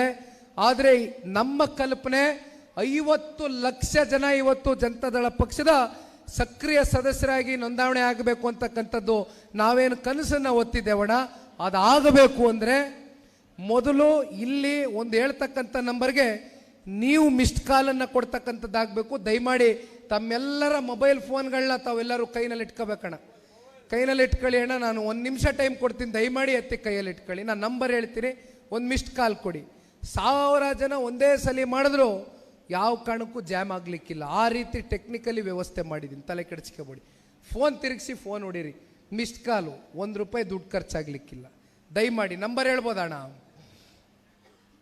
99640020. ಮತ್ತೊಂದ್ಸಲ ಹೇಳ್ತೇನಣ್ಣ ನಂಬರು, 9964002028. ಈಗ ತಾವು ಎಲ್ಲರೂ ಮಿಸ್ಡ್ ಕಾಲ್ ಕೊಡ್ತಕ್ಕಂಥದ್ದು ಒಂದಣ. ಕೊನೆಯದಾಗೆ ಮುಕ್ತಾಯ ಮಾಡಿಬಿಡ್ತೇನೆ. ಇವತ್ತು ನೀವೇನು ಮಿಸ್ಡ್ ಕಾಲ್ಗಳನ್ನ ಕೊಡ್ತಾ ಇದ್ದೀರಿ, ಕನಿಷ್ಠ ಪಕ್ಷ ಇಲ್ಲಿ 1,500 ಇಂದ 2,000 ಜನ ಇವತ್ತೇನು ಭಾಗಿಯಾಗಿದ್ದೀರಿ ಪ್ರಮುಖರು. ಒಬ್ಬೊಬ್ಬ ವ್ಯಕ್ತಿ ಕನಿಷ್ಠ ಪಕ್ಷ 15ರಿಂದ 20 ಜನಕ್ಕೆ ನೀವು 2,000 ಜನ ಏನಾದರೂ ಮಿಸ್ಡ್ ಕಾಲ್ ಕೊಡಿಸಿದ್ರೆ ಯಾವ ಮಟ್ಟಕ್ಕೆ ನಿಮ್ಮ ತಾಲೂಕಿನಲ್ಲಿ ಮೆಂಬರ್ಶಿಪ್ ಡ್ರೈವ್ ಆಗ್ಬೋದು ಅಂತಕ್ಕಂಥದ್ದು ದಯಮಾಡಿ ನಿಮ್ಮ ಮನಸ್ಸಲ್ಲಿ ಇಟ್ಕೊಳ್ಬೇಕು. ದಯಮಾಡಿ ಸೂರ್ಯಕಾಂತ್ ಅಣ್ಣನಿಗೆ ಒಂದು ಜವಾಬ್ದಾರಿಯನ್ನು ಕೊಡ್ತೇನಣ್ಣ. ತಾಲೂಕು ಅಧ್ಯಕ್ಷರು ಇದ್ದಾರೆ, ಇಲ್ಲಿರ್ತಕ್ಕಂಥ ಎಲ್ಲ ನಿಮ್ಮ ತಾಲೂಕಿನ ಘಟಕದ ಅಧ್ಯಕ್ಷರುಗಳಿಗೆ ಕೈ ಜೋಡಿಸಿ ಮನವಿಯನ್ನು ಮಾಡ್ತೇನೆ. ಇವತ್ತು ಸಭೆ ಮುಕ್ತಾಯ ಮಾಡಿ ಏನು ಹೋಗ್ತಾ ಇದ್ದೇವೆ, ಇದು ಮುಕ್ತಾಯದ ಸಭೆ ಅಲ್ಲ, ಇದು ಆರಂಭದ ಸಭೆ, ಪ್ರಾರಂಭದ ಸಭೆ. ಇಲ್ಲಿಂದ ನೀವು ಹಳ್ಳಿಗಳಿಗೆ ಹೋಗಬೇಕು, ಬೂತ್ ಮಟ್ಟಕ್ಕೆ ಹೋಗಬೇಕು, ನಿಮ್ಮ ಗ್ರಾಮ ಪಂಚಾಯಿತಿಗಳಿಗೆ ಹೋಗಿ ಇವತ್ತು ಒಂದು ತಂಡವನ್ನು ರಚನೆ ಮಾಡ್ಕೊಳ್ಳಿ. ಹಿರಿಯಕರು, ಯುವಕರು, ಮಹಿಳೆಯರು, ಆಯಾ ಪಂಚಾಯಿತಿಯ ಪ್ರಮುಖ ಮುಖಂಡರುಗಳು ಯಾರ್ಯಾರಿದ್ದಾರೆ ತಂಡವನ್ನು ರಚನೆ ಮಾಡಿ 30 ದಿನಗಳ ಕಾಲ, 30 ದಿನ ಕೇಳೋದಷ್ಟೇ, ದಿವಸಕ್ಕೆ 3ರಿಂದ 4 ತಾಸು ಕೆಲಸ, ಹೆಚ್ಚಿಗೆ ನಾ ಕೇಳೋದಿಲ್ಲ. ಮಿಕ್ಕಿದ ತಾಸು ನೀವೇನಾದರೂ ಮಾಡಿ. ಈ ಬಹುಶಃ ಇಲ್ಲೂ ಆಷಾಢ ಮದುವೆಗಳಿದೆಯಾ, ಮದುವೆ ಇದೆಯಣ್ಣ ಇಲ್ಲೀಗ? ಮದುವೆ ಕಾರ್ಯಕ್ರಮಗಳು ನಡೀತಾ ಇದೆಯಾ, ಮುಗಿದಿದೆಯಾ? ಭಾಳ ಒಳ್ಳೆಯದು, ಮುಗಿದಿದ್ರೆ ಈಗ ಸದ್ಯಕ್ಕೆ ಹಂಗಾರೆ ನಿಮ್ಗೆ ಟೈಮ್ ಇದೆ ಅಂತ ಅರ್ಥ. ಅದಕ್ಕೆ 30 ದಿನ ಅಣ್ಣ. ದಯಮಾಡಿ ಸೂರ್ಯಣ್ಣ ಮೈ ಮರೆಯೋದು ಬೇಡ. ಅತಿ ಹೆಚ್ಚು ಮೆಂಬರ್ಶಿಪ್ಪು ನಿಮ್ಮ ತಾಲೂಕಿನಿಂದಾನೇ ಆಗಬೇಕು ಅಂತಕ್ಕಂಥದ್ದು ಕಾರ್ಯಕರ್ತರೆಲ್ಲ ಒಂದು ಸವಾಲನ್ನು ಸ್ವೀಕಾರ ಮಾಡ್ಬೋದಣ್ಣ. ದಯಮಾಡಿ ಒಂದು ಸವಾಲು ಸ್ವೀಕಾರ ಮಾಡೋಣ. ನಡೀರಿ ಜನತಾದಳ ಪಕ್ಷವನ್ನು ಕಟ್ಟೋಣ. ಜೈ ಹಿಂದ್, ಜೈ ಕರ್ನಾಟಕ, ಜೈ JDS. ಇವಾಗ ಪಕ್ಷ ಸೇರ್ಪಡೆಗೊಳ್ತಾ ಇದ್ದಾರೆ. ಸಂಗಶೆಟ್ಟಿ ಬೂರೆಯವರ ನೇತೃತ್ವದಲ್ಲಿ ನಿಖಿಲ್ ಕುಮಾರಸ್ವಾಮಿ ಅಣ್ಣನವರು ಈ ಒಂದು ಪಕ್ಷಕ್ಕೆ ಬರಮಾಡಿಕೊಳ್ಳಬೇಕು. ಬಂಡೆಪ್ಪ ಕಾಶಪ್ಪನವರು, ರಮೇಶ್ ಪಾಟೀಲ್ ಸೋಲ್ಪುರ ಅಣ್ಣನವರು, ಅದೇ ರೀತಿಯಾಗಿ ನಮ್ಮ ಸುದರ್ಶನ್ ಸುಂದರರಾಜರ ಮಗನಾದ ನಟ ಲಡ್ಡು ಅವರು ಬಂದು ಈಗ ನಿಖಿಲ್ ಕುಮಾರಸ್ವಾಮಿಯವರಿಗೆ ಸನ್ಮಾನ ಮಾಡಬೇಕಾಗಿ ವಿನಂತಿಸಿಕೊಳ್ಳುತ್ತೇನೆ. ಶಿವಪುತ್ರ